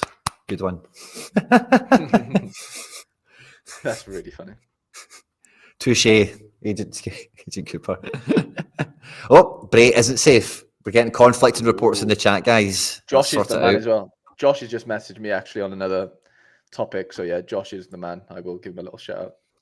Josh is the man. Now we've got Midgetland next, and we don't have a predicted team for them because I guess they're just not that important. I don't know. Is that what it is? What's that now? Midgetland. They're just not important enough. Is that what it is? No, they're just the Danish league doesn't get coverage. We then have Feyenoord away to Heerenveen, and we'll do Sociedad, and then we'll do the giveaway. Okay, so Feyenoord second, firmly second. We've got PSV third place, first versus third.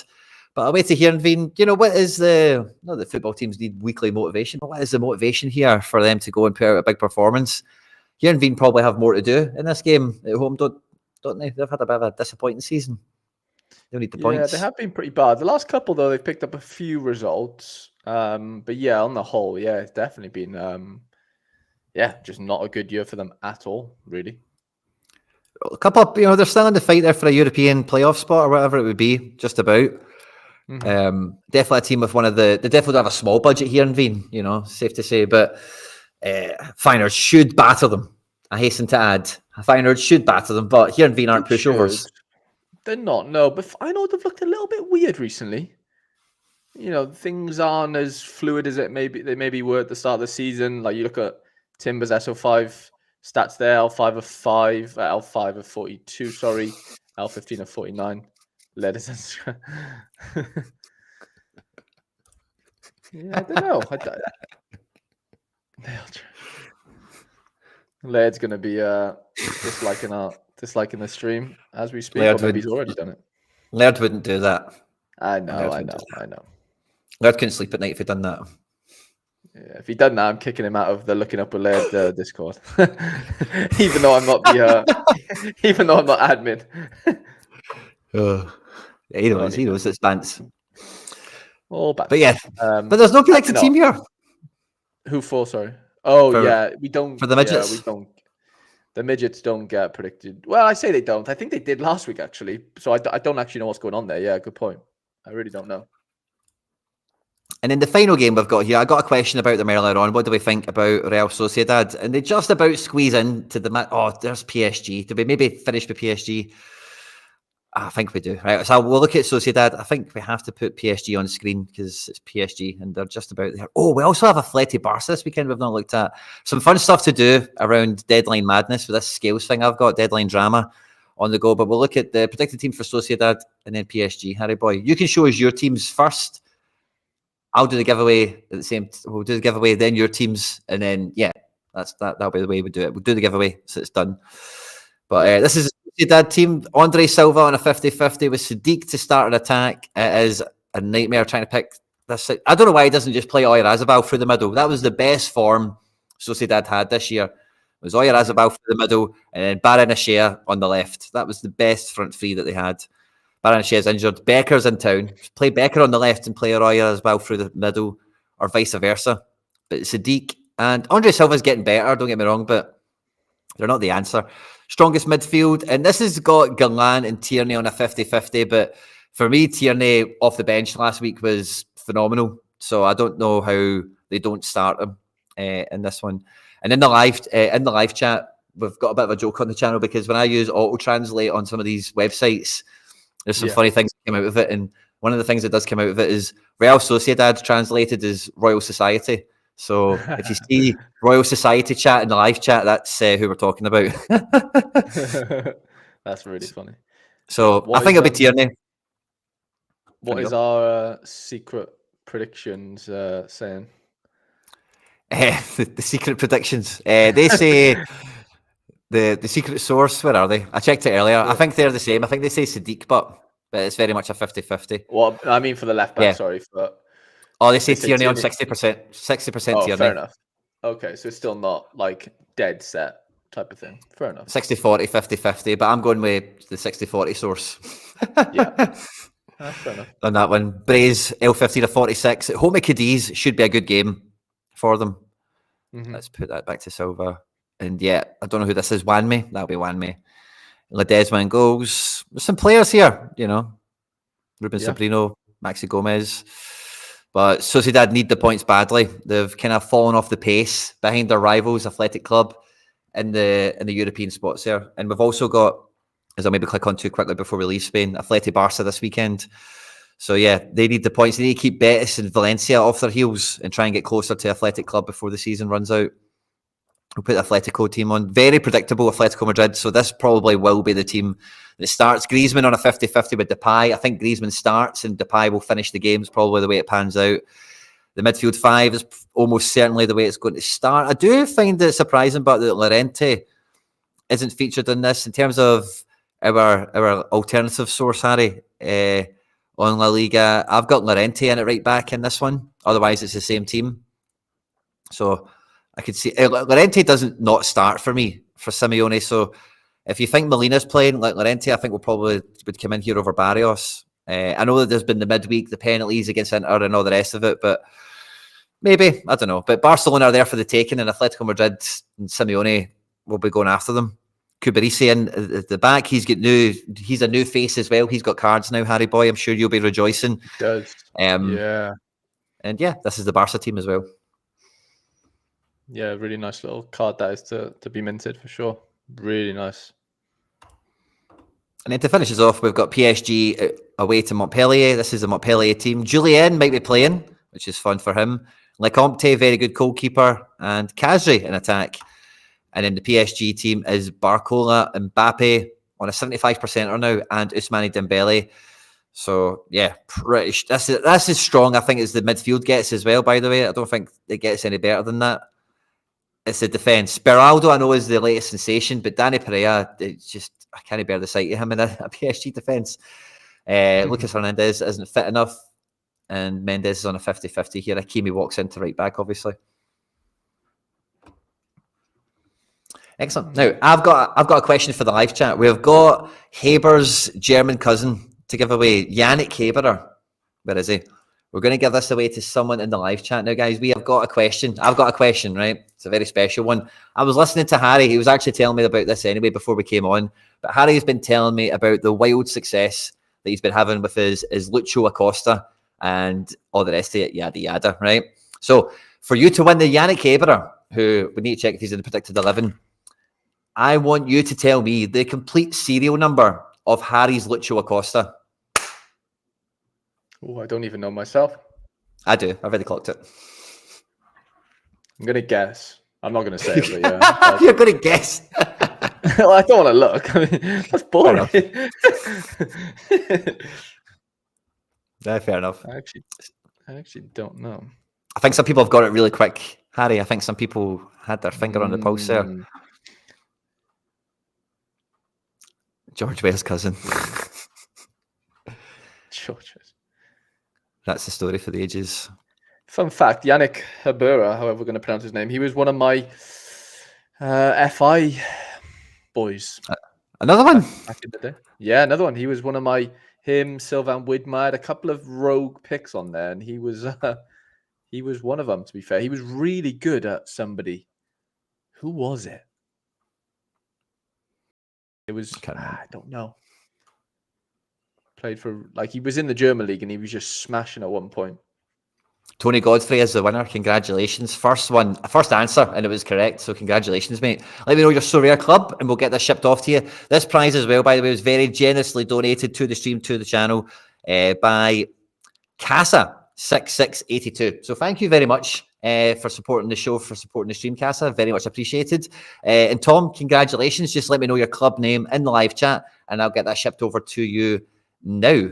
As you can see, I've had a wee busy morning myself, picking up some more green and white hoops, and I'm glad I did actually with the headaches I've got. But Harry boy, show us what you've got going into this weekend. And any more requests for lineups, guys, throw them in the live chat and we'll get them done as well.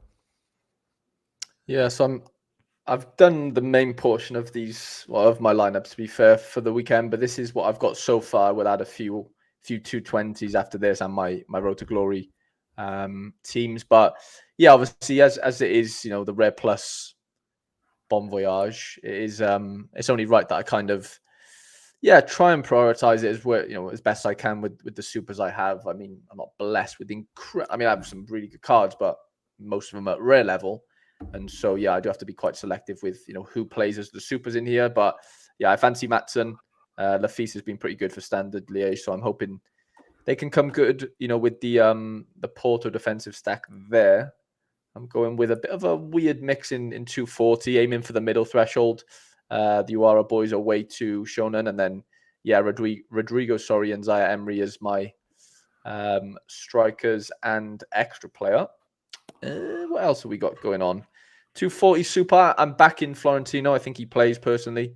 I'm going to stick my neck out and go, put my money where my mouth is, type of thing. And yeah, Captain Timber, who hasn't been good recently, so his L15's come down quite a lot. So I'm hoping he can get a bit of a bounce back game. Brennan, who has been really good. I've just not been able to take advantage of any of his scores. And I only have 2 Super A goalies this weekend, so I weren't able to play. I am going to play a 220 super with a rare keeper, but I don't have my Les Chuck, so I couldn't play another team. But this is one of the first lineups I built, to be fair, Quinny. Under 23 super rare, all at home. Delinga plays tonight, which I'm a little bit worried about, but who cares? I can't really do much about it right now. Yeah, like I said, all at home. Layson, my two Super Egg goalies actually playing against each other this weekend in Cook and Layson. So hopefully a nice little 0-0 there. Bass as the skipper, and then little Santi Rodriguez as the extra player. I'm running the same Champ Europe team as I kind of always do. Gutted last week. It started off so well with the double decisive, didn't it, Quinny, with Garcia assisting Savio, and then Cardona. I don't know if you've seen it, but Cardona, Quinny, missed this one-on-one with Unai. Have you seen it? Yeah. It wouldn't have mattered because Velez, conceded a couple, and it didn't really make a difference, even though Marmol had a last man tackle maybe or something. So yeah, I'm hoping maybe things can be different this week. Getafe away isn't easy, I don't think, for Girona, to be honest. Las Palmas do have a nice fixture though at home to Almeria, so I'm really hoping the clean sheet comes through there. Obviously, Quinny mentioned the Acosta. I did go out and treat myself to an Aaron Bopenza yesterday. I was telling Quinny before the stream. So yeah, I'm really excited about that, but I'm not really prioritizing this weekend as they played last night and they have the Revs away this weekend. I'm not really too high on them, but I've thrown them into a little Champ America team, which is it's not a bad team, but Acosta would be an all-star pick for me really normally. But I guess I'm not going to be able to. Well, I could, but I just don't know if it's worth the risk, to be honest, mate. If I can just say as well, by the way, we've had Sigurdsson here. Sorry, Sigurdsson just came out there. I'm going to say Siggy. Siggy here is sent us a card, another one in a donation. We've got an in-season Joakim Anderson limited. Okay, guys, so we'll give that away like towards the. We'll definitely get this out for. Oh no, Crystal Palace aren't playing, are they? Are Crystal Palace playing? No, they're not. They're not. So we'll do this towards the end of the show, guys. Okay, for this one, but just to keep it kind of easy and clean, and we've not done this for a little while. We'll do it on Twitter retweets. Okay, so this is the stream of the show today. If you go on at Quinny3001 on Twitter, hit the like button, hit the retweet button. At the end of the show, I'll pick up somebody at random. In-season limited, Joakim Anderson, boss centre-back at the Premier League. Thanks very much for your generosity, Siggy. And we'll give that random RNG easy peasy style at the end of the show. No quiz or anything like that. Just hit the like and the retweet button on the stream on X or on Twitter at Quinny3001. Thank you. Awesome. Sorry, Harry. No, you're fine. All good, mate. Under 23 Rare Plus looks fine. I like the rares, but the supers kind of let me down here, I think, if I had to guess. Under 23 Rare, this was one of the last lineups I built, to be fair, because Zika Alvarez is obviously away to Eibar. And then, All-Star Rare, hopefully I can make it, two sort of rewards, back to back, maybe with Idrissi captain this weekend. He is away, as is Fruk, but the rest are at home. I mean, Dennis doesn't have an incredible fixture at home to St. Mirren, but he is capable of maybe getting a little cleany there. And then I've got a 270, which I'm quite high on a little bit. If Campolat plays 20th in the league, when he surely gets a clean sheet this weekend. Oh, I say this weekend. He's playing in like a couple of hours. So, I'm really hoping he can do something there for us. Double forward there. We're going all out attack with Pepe and Verde. And then, like I said, I do have a few 220 lineups to build and my limited lineups to build, but that's kind of me. I mean, it's one of them, Quinny, isn't it? Like you said, opening a reward on a Friday, like it kind of takes the pressure off a little bit for me in a weird way. Like I don't have to, I always have to win. You get a head start almost on the weekend. I've got a head start, and like for me to go win a tier 1 on a weekend is fucking hard. So, the fact that I've got it out of the way in the midweek, I know that's not going to be a thing, going forward really, but it does give me a bit of breathing room for this weekend. I can risk maybe a flow in 240 super. Like I can kind of do things to where I maybe wouldn't normally. I'd be a bit more conservative. Sometimes that's when, when you care less sometimes and you make not as sort of pessimistic decisions as you probably normally would, you might, sometimes it just goes for you. And I'm hoping that is my week this weekend. And if it's not, it's not. We've kind of done our business midweek and I'm, I can kind of, sleep at night, For sure. You need to take wee punts on your players. Otherwise, what's the point in having some of them? You need to, you need to back them. So I'm with you on that, mate, all the way. And if you are aiming for those middle thresholds, I'll be honest. I was listening to you yesterday with Stitch. I can't get nowhere near it right now with 240s. No, mate. Genuinely, I can't get anywhere near it. So, you do have to, I obviously could aim for the bottom threshold, don't get me wrong.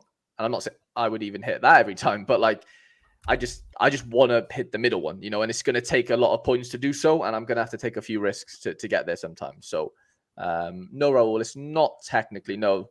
The next midweek is still Rare Pro and stuff, but it's obviously internationals. And then the weekend after that, there is still Rare Plus, but this is like the last club game week Rare Plus.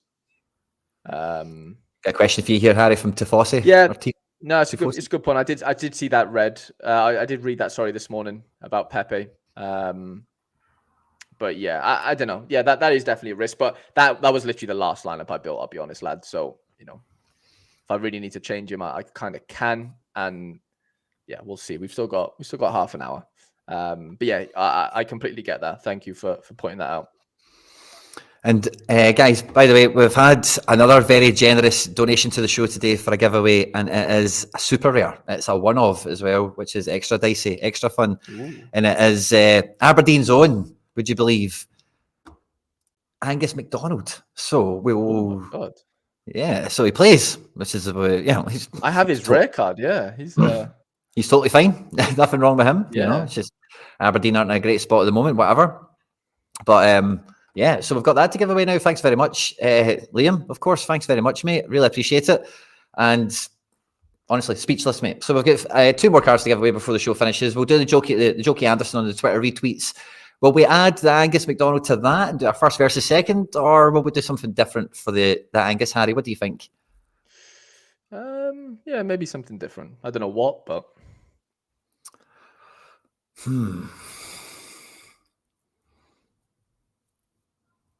seems like a big one. Like we should maybe. I'm thinking it is a big one. I want to kind of join in on this one, to be honest. Yeah. So do we? Oh, right. Let's say maybe get some. I'm thinking a rivals match or something like, or I don't know. Could just do a giveaway thing, a normal thing. But I'm thinking that's a very generous giveaway. Thanks very much again, Liam. But it's left me. It's stopped me in my tracks. Thanks very much, mate. And we'll get this out to somebody. Aberdeen are playing this weekend, aren't they? I don't know if he's in the start or not. We can check that out. Away to Motherwell. But yeah, so we'll give them away shortly. So this is kind of where I'm at, Harry, before the Liam Scales injury comes into it. So I felt all kind of set and ready to go. All my teams, all my ducks were in a row. We're rare, feel good. I don't think I need to change any of this, which is fine. But I do have a rare Scales in here. So I'll need to deal with that. But in super rare, Harry, I was going like I messed about with. I can't remember if it was a member stream or if it was just a live stream on the Tuesday. But I was messing about with combinations, and then I'm not sure if I'd done it on the stream or if it was maybe shortly thereafter. But my matchup indicator strength for Caps 240 super rare and Cap 270 super rare was like 80 pluses for the teams I could make. Wow. So I was like, yeehaw, let's just do double cap. Let's go 240, 270, go mid freshie again. One last time before the international break, and then I'll probably retire my mid-target career, and I'll just go low target now for the rest of the time. And these are the teams I built. Scales was in the 240 as an L15 or 70 card because I've got Ayer on to play away at Burnley on an L15 of like 30 or something. And Kyogo and Braze are all really cheap as well. Joe Hart goes in there to be the goalkeeper. But now that's a wee bit destroyed. The 270 team, I really don't want to break this up, Harry, because I think it's still going to cook. I've got Skorupski in goals away to Empley. I've got Greg Taylor in defence, Maeda up front, both nailed on to start. And then double midfield of, it's a GG midfield. It's Goretzka, Garcia. Big LG is captain after his 100 last week. And then Aliesh obviously pulling all the strings, doing his thing. So feels like a powerful 270 team. I don't want to pull that apart. But to make this 240 strong, I'm going to need to pull, it's maybe Tierney. Maybe I need to pull Tierney over. And then I need to, it's just got a wee bit of a cascading effect. I need to kind of shuffle some things around. Now, I do really like the improvement to the UI Sorare have done, because see, before when you would do this, your teams would move around in different orders and you would like lose them and stuff. But see now, like you can just do it the way you would want to, and it's not actually that much of a problem. So like, let's just drop Scales out of this for Carter Vickers, for example, who's in another team there. So that's just an easy replacement since I picked him up this morning. Fine. And then, did I put Welsh into 270 is now the problem. But look, it just sits here, 270. and everything else is the same order. The order doesn't get all switched around now, which is cool. Got you. Yeah, that's pretty cool. Didn't So, notice that. is there somebody better who could come into the 270 team to fill? So the 240, I'm not touching. The Challenger, I'm not breaking up. The 220, maybe Turnbull could come out of that because he's on to start that Derby game, and I think he does well in Derby matches, Turnbull. The Champion Euro, I don't think I break that up. It's under 23 and America. Yeah, I can't really touch them. So 270 just needs to rely on itself, or 220. So Turnbull would be the number one guy to come in here for me if I don't have someone else that's in training, maybe. But it's not an obvious candidate. It's quite a low priority team, probably, this one. But it's the super rare mashup that's probably going to cause me some problems. So that's why I'm dealing with this first. So it's just done into the side, you know. There's no obvious standout candidate to come in here, I don't think. Thiago Martins is a centre-back. It's the first name that's available there. Quatra is a centre-back. The aforementioned David Turnbull. I've got Kwon away to Kilmarnock. I don't know if that's a great game for him. Is Saka for Ulsan? Is he on to start? Because I don't really use the Saka as much these days, and I'm keeping him just because I'm never going to sell him. So could I use a Saka this week, I wonder? Let's have a peek at Ulsan at home at Inshin. The new UI is a pain. It's not great. Yeah, I don't love it. I gotta be honest. I'm not in love with it. I like what you've said though. Like that. If we're talking about that specifically, yeah, it's good. Yeah, for sure. But that should have been there anyway. Like it's not a big thing to ask. But I don't know. It's a weird one. I don't know. I just don't like having to scroll through everything that like I'm not gonna play type of thing. There's got to be something where you can like. I know you can filter by the scarcity competition, but there's got to be something where you can just click your favorites and like keep your favorites. Maybe I don't know, something like that. Because I don't know, it's just a little bit fiddly for me.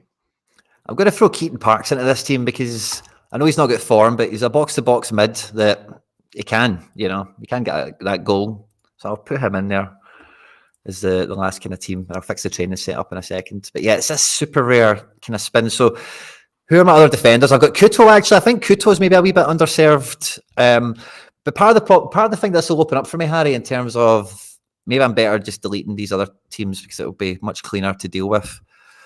Puts up in the deadline drama a wee bit as well. None of these guys come into the reckoning, do they? Maybe Sigankov. Nah, these guys are all injured and stuff. So 270 is not getting touched. 240. Let's see what we're doing with fix that. I don't know if I need Ayer in this team now. Is the L15 a 31? If I'm going to be, I've got all these points now. So Tierney at home to Cadiz, I think, is great. Starfelt could be good. Kuto could be good. Let's say Tierney. Let's put Tierney in here. So we've got Hart, Tierney, Braze, Kyogo, and then we've got 56 points remaining. We could fit in someone probably quite good. Werner, people are saying, what do you think about Werner and Brennan? I think Werner's on to start this on the predictions. How do you see it? I think they both play personally. You can't. I'm now biased again, but you can't drop Brennan in his form, and I don't think you can. I know Werner didn't start last week, but he came on and got a goal. Like they play opposite sides as well. Yeah, like I don't think it's out of. I don't think it's either or. It's like Kulu. Yeah. It's Kulu or Brennan for me, and I think Brennan all day right now as we speak. And I don't know. I think they both start personally. I do kind of agree with this prediction. I know they're only 75, like they're not nailed, but like I'd be very shocked if they don't reward Brennan for sort of, because there was quite a lot of question marks on there for like since they've signed him, to be honest. So like he's in a really nice bit of form. I think he's got multiple decisives in the last couple of games and stuff. And Kulu's looked pretty poor. So I don't know. I really don't know. So I think I'll go Werner and Tierney to change this team around a bit. Like Werner's good for a goal, Quinny, isn't he? If we're being honest, like we saw last week, you don't need it. Yeah, you don't need him to start. It's obviously ideal, but like you just know there could be a bailout decisive somewhere on, in your future type of thing. Yeah, big time. That's how I look at him, and especially in a 240, like sometimes as super rare, you just might need a DA, and you can kind of just run away with it, Would you rather be at home to Marseille or at home at Girona?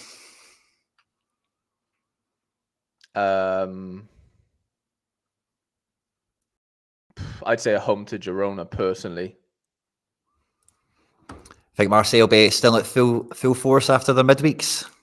Yeah, I wouldn't really want to be playing Marseille if I'm being honest. So Marseille played last night. They get beat 3-1 away at Villarreal, but still qualified 5-3 on aggregate. Let's see the lineups. It was Sarr and Ndai up front. We had Klaus scoring. We had pretty full strength. I was expecting to see Aubameyang, but he came off the bench. So did Harit. I think they tried to defend this game and it didn't really happen. They needed to bring guys off the bench later on. So yeah, maybe they're not going to be that exhausted, I suppose, as some of the attacking guys did start from the bench. So you fancy Girona, fair enough. In defence, I've kind of got all Girona to go around this team. Is maybe the dilemma I'll have, because Ivan Martin is my only mid that will play. John McGinn is suspended. I've got Oyarzabal on to start.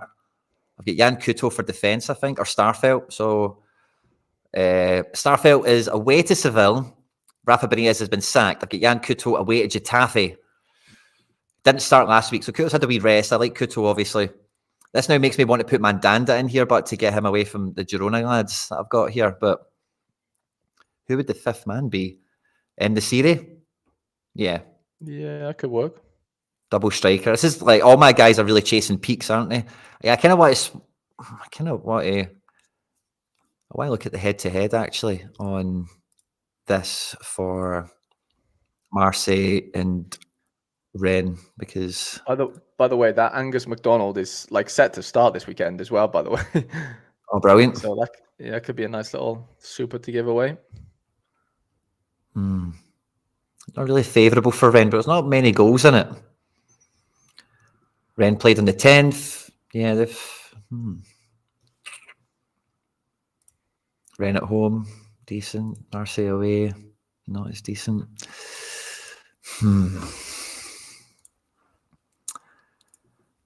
I just think Girona, I've got the keeper, I kind of, Sorare, love him. But Girona, maybe, who's more likely to score 3 goals? Girona against Getafe or Marseille against Rennes? That's kind of, is that the way to think about it? I don't know, it's a tough one. Marseille might be tired. Girona are shaky. Yeah, Girona have to go Mandanda. I think Mandanda too. Mandanda, Couto, Martin. Oyarzabal, who's on penalties in the series, might get penalties as well. I forget who's on them for Seville. But then I've got some guys injured and suspended. Ayer's not getting a game. That's fine. So that's team number 3. I think that's quite good for team number 3. Team number 1 and 2, but 270 and 240. It's really the 270. I really think the 270 could really hit big. The 240 can do well as well. But I'm very light in midfield, and without Scales, I've got a wee bit more. I've got less exposure to a good defence, so puts a bit more pressure on me. So final team, I've got a super rare keeper for. This probably needs to go into All-Star because I can't play in Champion again. And I can't, or maybe I could play 220 with a rare outfielder. I've not done that for a while. That could be something. So let's have a peek at 220 because some of my guys are quite low cap and that may make it a bit more exciting for the team. So yeah, let's see if we have Soria in goals. Let's just see what super rares we can fill out. Soria, Starfelt is big points. Let's see if we get cheaper players. So yeah, so the midfield might be Forrest, who comes off the bench for Celtic because he's got L15-27. And in attack, I think I could have the ability to play like Stuani as a super sub. Sigankov is injured, maybe he comes off the bench himself. I think he's out. I just literally reading then. He is. Oh, really? Yeah. Okay. Yeah, so it'd be... and Al Nassiri should be fit, it said. I've got in the series fine. He's been called up from Morocco as well. He said he should. Yeah, the La Liga guy just put on here 4 names. He said team news. Isco is fit for Betis. David Lopez and Tuscanov are both out. Al Nassiri expected to be fit to start for Sevilla. Nice. So I don't know if this is, because I can't really do much outside this. I think Forrest from the bench is good for a decisive. Starfelt starting a game. Why have I got Shaw Johnson here? I wanted Soria. There we go. And then in attack, am I playing Stuani and then getting a rare to fill out? Or do I get a rare forward, maybe? And then let's see what we've got for rare forward that's not getting used in anything more important than this. We've got Depay, who would be on the bench against Barca. Guedes on the bench against his former club. Both these guys' former clubs, Depay and Guedes, this weekend. I've used all my Kyogos. I think that might be it, actually, for the super subs. It's one of those two I would be picking. Who would you pick as a super sub? Stuani, Depay, or Guedes? It's a tough one, isn't it? Guedes, personally. You like GG? Galo Guedes. Behind that. Let's do it. I can get behind that one. Right, and then let's see what we've got for final man and rare. McGinn suspended. Llorente isn't projected to start in some places, so I don't know how we feel about that. We've got John Churches, and we've got Ayer, actually. Ayer's on to play against Burnley. I think that'll be one of his better games. Let's see if I put Ayer in, and I've got Wanpe on to play as well for Girona. So let's see if I put in Ayer. Actually, can I get... Let's see Llorente for Athletic, because I think if he's still... Yes, I think Llorente is good for this one, but maybe not. Wanpe and Ayer. Let's put Ayer in. 14 points remaining. Could we get Forest up to a Llorente with that? No, we couldn't.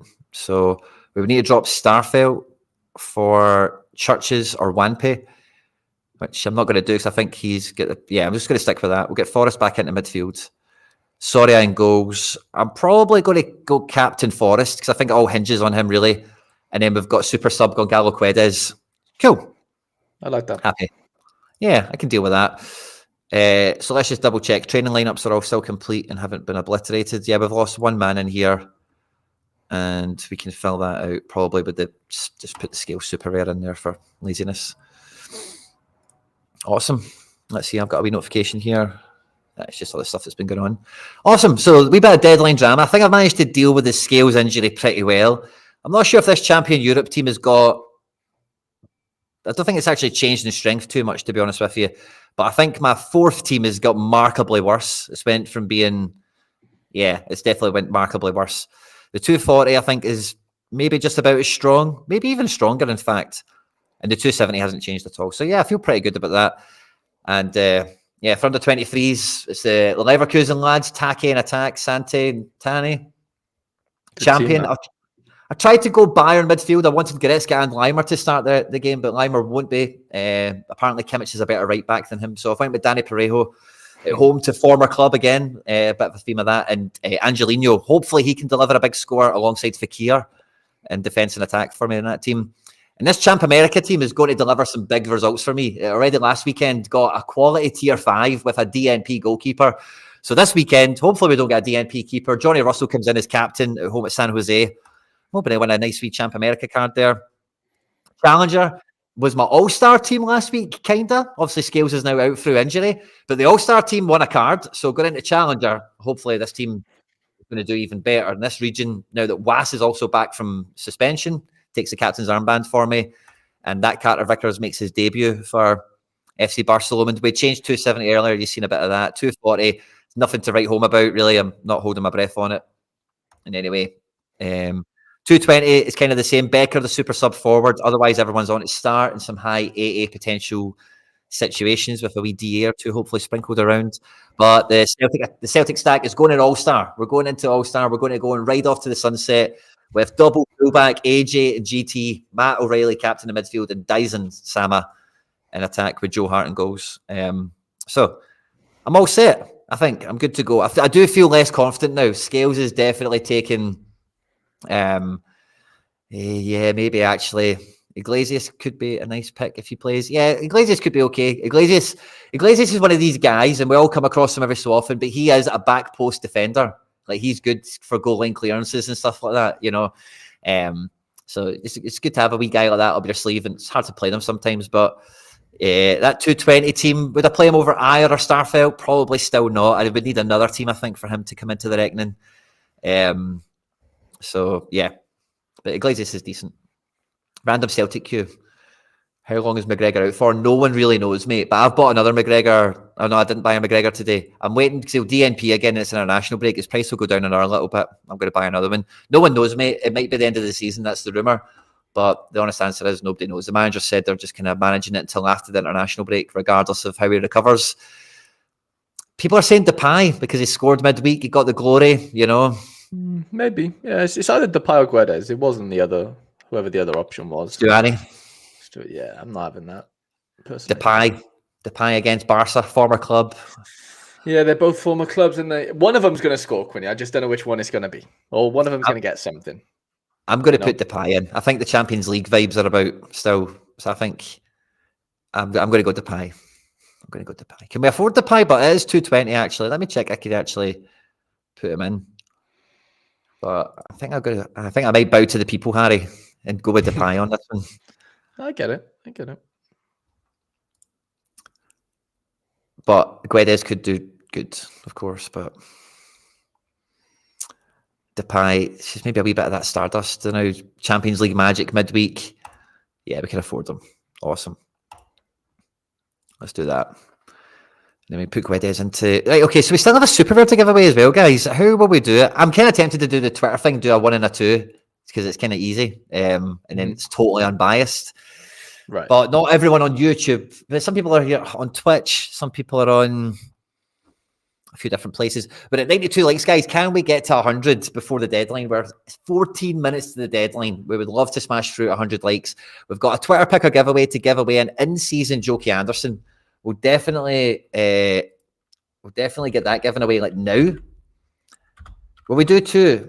I don't know. It feels kind of lame as well, doesn't it?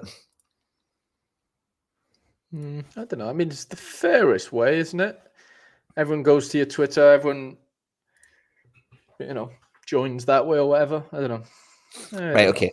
Let's see how the tweet's done. If there's been enough of you jump on it, then I think we do it. We double up. Let's see. How many have we got? We've got 33. We've got 150 of these here. I think that's a lovely ratio, to be honest with you. Let's say it like this, right? Can we get the retweets to 50? And we'll give away the super rare as well. I'll give away the limited right now, okay? We'll get that sorted. But if we can get that to 50 retweets and likes, because ideally you're doing both of them, then we'll do the super rare on that as well. Where's the tweet thing? There we go. Awesome. So I've got it all set up. We'll do the Jokey Anderson now. Copy link. Share this tab. There we go. Awesome. So put this in here. I think we need to change this from X to Twitter for this thing to work. Load tweet. Yeah, there we go. Awesome. Winner count 1. I didn't say you must be following me, so I'm not going to fill that in. Don't care about any of that stuff. Continue. And then we're after retweets. Retweet picker. Awesome. 42 of these are in for the Jokey Anderson. 3, 2, 1. The winner is Lewisham Lions. Congratulations, mate. Lewisham Lions. Let me click on that. Go find you on Twitter, my man. Congrats. What's your Sorare name? You won. Guys in the live chat, let us know what you're doing with this game week. Are you playing pro for one last time like Harry? Are you doing it for the first time like Rico Man and a few others, as well as anything else that's going on this game week with some of the late news we're getting? What's your club name? Oh, I think you've maybe won one before. Have we got an earlier? No, we don't. I've got some messages there from you, buddy, but not that one. Awesome. So let's check out the tweets. We'll see if we get that up to 50. And if we do, then we'll do the super giveaway on that as well. I think we're smashing through it, by the way. We might actually have gotten to 50 by the time we've said that, which is fantastic. Harry boy, 12 minutes away to the deadline. How are you feeling? Yeah, I feel fine. Like I said, it's easier when you win midweek, I'll be honest. Like it is just, I just don't feel as pressured. But no, I'm just looking at my teams. I've made a couple of captain changes, but yeah, no sort of personnel changes. So I'm set, mate, to be fair. I'm pretty happy. I can, like, you just got to go in with no regrets sometimes, haven't you? You just got to just go, full send into it, and you just it's done. Like I'm not looking at anything. I'm not looking at anything here. I'm like, I'm contemplating that, or I should have done this. That's the worst place to be in, because you'll just kick yourself when the actual game week's live, Yeah. Just 2 seconds. There's lots of... Oh, by the way, Mike55 has just became a member of the channel. Thank you very much. We'll be doing a member stream next week where we will be gallery reviews and lineup building and all that good stuff, buddy. So thanks very much. And yeah, let's see. Twitter's fair and square, 150 here. McGregor back in 2 weeks. Is that confirmed in the press conference? Lovely. keep that to ourselves, guys. We'll catch a few more McGregors on the cheap before he returns. But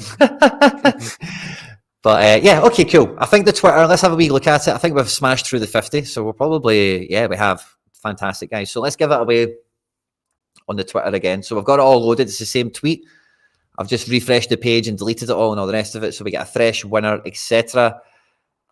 Okay, Johnny. Okay, there is, I suppose, there is 150 here. That is a good point, isn't it? That the L word pulls on my heartstrings, Johnny. It makes me want to bow. Makes me want to bow to the pressure I'm getting here. So I probably will. Right, there's 150 of you here, right? So do we do it old school? Do we do a quiz, fastest finger first, Harry? Is that how we do it for a super rare? I mean, yeah, it feels right, doesn't it? Like that's what we're kind of known for with the giveaways. I would say, like as far as how the form of giveaway. I don't know. I think that it feels right. Right. Okay. Let's do it that way then. Okay. So we did the serial number thing for you earlier. Oh, okay. I've got one that could be fun, I think. Okay. So you might have noticed this, you might not have. Okay. But I have reacquired a Cameron Carter Vickers. It's only the second time I've owned a rare Cameron Carter Vickers. The last time I owned a rare Cameron Carter Vickers, I traded it for my player edition Maxi Morales, the one that's signed, which is an absolute beaut. And I've managed to pick one up. What I want to know from you is how much did I pay in Ethereum for that Cameron Carter Vickers as displayed on Sorare? Everyone, and I got you all. These are all putting serial numbers in already. I got you all. How much in Ethereum? Exactly like displayed on Sorare data. I got you all. I'm sorry. You should have known I was baiting these. Maybe I was setting you up because I kept saying his name, but should have been ready for it, guys. Should have been ready for it. Lewisham Lyons, who's won the Jokey Anderson. I'm still waiting on you responding, buddies, on Twitter, so that I maybe even just check Lewisham Lyons on Sorare, because I would imagine that's probably your name. Let's see if it marries up, and then we'll go and check for the correct answer. Lewisham Lyons, we do have a Lewisham Lyons. Is it the same Twitter handle? It is. So we'll just send Anderson there now, just so I've got that done. Boom, boom. Thanks again to all the generosity shown towards the show, towards the channel, guys, today. It's very much appreciated by me and Harry. Harry's channel is linked in the description of the stream as well. Be sure to catch out at Harry Trades on YouTube, Twitter, and everything else in between. That's the Jokey Anderson sent away. Now, guys, the correct answer, I'll show you it all on screen, okay? Oh, that's Harry's screen. Sorry. And then share tab, sorry, wrong thing around. I paid 0.0253 Ethereum, okay? So that is the right answer I am looking for, okay? So let's see. Wow, lots of entries, guys, lots of entries. Let me get past the serial numbers. First of all, Tam has come in here with the pound notes. But I think it's not I think. I'm just going to double check. There wasn't one before there, but it isn't. The very first person that came in with 0.0253 is our man, Jack. Jack, good to see you, mate. Congratulations. Not far behind him was Web Scratch. I thought that was Weaselmount, who is an Aberdeen fan. Ben Mattis, John O'Nisbet, not far behind. Tom Godfrey as well, could have been a double winner there today, as well as Mark Riva, a few other guys in not too far behind. But number one was Jack. So I need you to confirm your Sorare club, mate, and we will be pinging over a 3D super rare to you, buddy. Thanks again, Liam King, for the generosity. And yeah, congratulations on the win, Jack. Yeah, that's huge. Like, actually massive. Guys, we're at 104 likes. Can we get to 110 or 120 or something bigger and better than what we normally do, guys? I'd love to see it. We're 6 minutes away to the deadline. And Jack, congratulations again, mate. Just waiting for you to drop your club name to me, and I'll send that one over. Close one, Web Scratch. I'm first on my chat, George Porton. I'm sorry, mate. I need to go with what I've got on my screen here, and I've got Jack's name here. It's Jack23. Love to see it, and we'll get that shipped over. It's been a while. I love doing it's great when we've got the giveaways to do, and thanks again to the people that are generous enough to send cards in, to think about supporting the channel in a way like that, because, honestly, fantastic. Thanks very much. We couldn't do a lot of this stuff without the support we get, to be honest with you. His name's, I went put Anderson. His name is McDonald. Sorry. So thanks very much, Liam King. as well as I would need to double check everyone that donated something today. Siggy as well, who donated earlier today as well. Of course, thanks again, Siggy. And Jack23, Angus McDonald is on its way through cyberspace, through Web3 to you now, mate. Congratulations. I hope it serves you well and does you well in the club. And yeah, we have been horrified, guys, at the deadline to find out that Liam Scales is injured, and he has a huge defensive piece that has been taken out of the equation, and maybe Stephen Welsh will be stepping into the breach. But it is the final game week of the Pro Divisions. It's the last game week, or the last big weekend of all the old normal as we get set for all the new normal after this international break and kind of wean ourselves through it, over the next 2 weeks or whatever. This international break, Harry, is probably going to be the worst one because there's a lot of friendlies, isn't there? So not even one of those international breaks where you're like, I've got 3 teams. Oh, not for you. The Welsh, what they do? No, it's a massive one, isn't it? We could qualify for the Euros next week. Oh, have you not done that yet? No, of course not, mate. Come on, we're not Scottish. we've had our fun in the sun, mate. It's your chance now. We'll give you lot up north a little chance because a couple of World Cups and Euros. It's been a fun ride, mate. I'll be honest, it's been good, but the run had to sort of come to an end at some point, didn't it? But no, if we beat Finland, I think it is first, and then either Poland or Estonia or something, then we qualify. But of course, I brought in a little goalkeeper for the midweek, so I won't be going without a team. I've got a tasty little Red Pro team, actually, or Red Plus team that I could roll out. I've got a little Israeli/Welsh, little hybrid team going on. Yeah, a little hybrid. So that should be quite fun. I can't imagine the prizes and stuff are going to be that fruitful, but regardless, it's better than nothing, isn't it?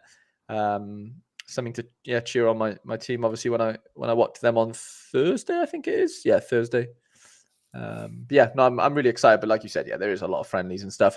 And what makes it really annoying, I know we're coming towards the end of the stream and stuff, but the new MLS Special Weekly, the amount of players that are out for that game week 461, Quinny, is ridiculous. Like all the under 23 USA boys are out. So like Schulte, the goalkeeper, Luna, like everyone you can imagine, Ada Morris, and then you've got like your Messi's and like Forsberg's going to be out. Like there's so many players that are going to be out. I don't know what Sorare were thinking putting it on that game week. To be honest, I know I don't know. I actually don't know because it's just a weird. I was listening to you. It's weird. I was listening to you and Fed on Value of Talent, and that was the big topic of a section.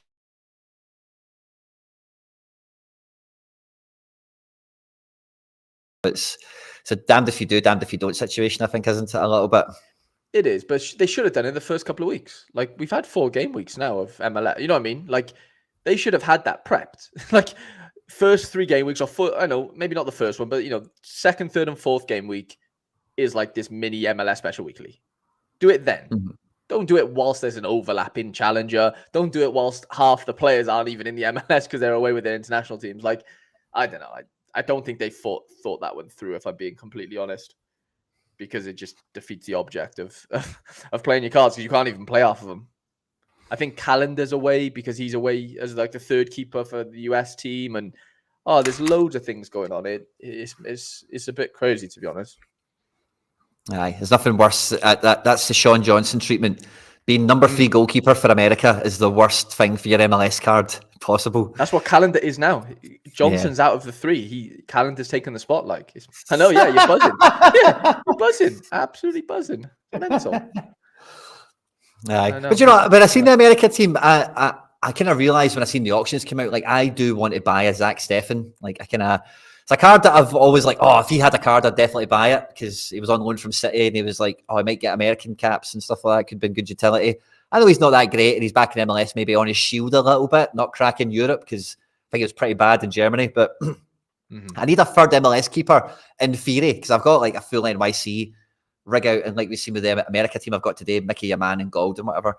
So I need another keeper. And then I was like, I could maybe get a wee Zach Steffen. And when I seen he wasn't in the international team as well, I was like, yes. That's good. Perfect. Good. Don't want him in that. Yeah. That's a buy signal, isn't it? Yeah, no, that's an interesting one. But yeah, that 461 is going to be, even though the money like is split between 3 game weeks and the most money's at like the end, the 3rd game week, I still, there's still going to be a really interesting spot like for that 1st game week if you can get 5 cards out. Yeah. Not financial advice, but it feels like it could be quite an easy scoop somewhere. I'm not saying you're going to go win it just with 5 cards, but you're going to be in with a shot of just picking up, maybe even the bottom.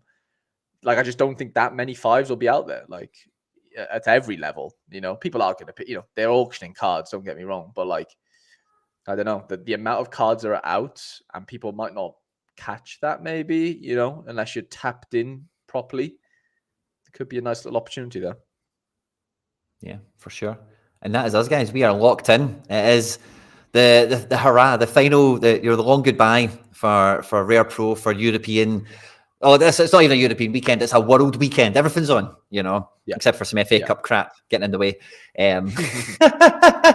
But yeah, to everyone that's joined in the show today, thanks very much. Again, all the love and support, all the love and all the thanks for the support goes out to everyone that's donated cards for the giveaways and stuff today. So thanks very much. But to everyone that's tuned into the Deadline show, hit the like button, got involved in the comment sections, or even just sat along and listened in throughout the whole time. Thanks very much to everyone that's joined us. We hope you've had a good time. We wish you the best of luck for the game week.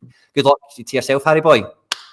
All the best, mate. Yeah, and obviously everyone watching. Massive good luck. Hope we can bring it all home. Let's do it. Yes, yeah, good luck and go fuck, eh?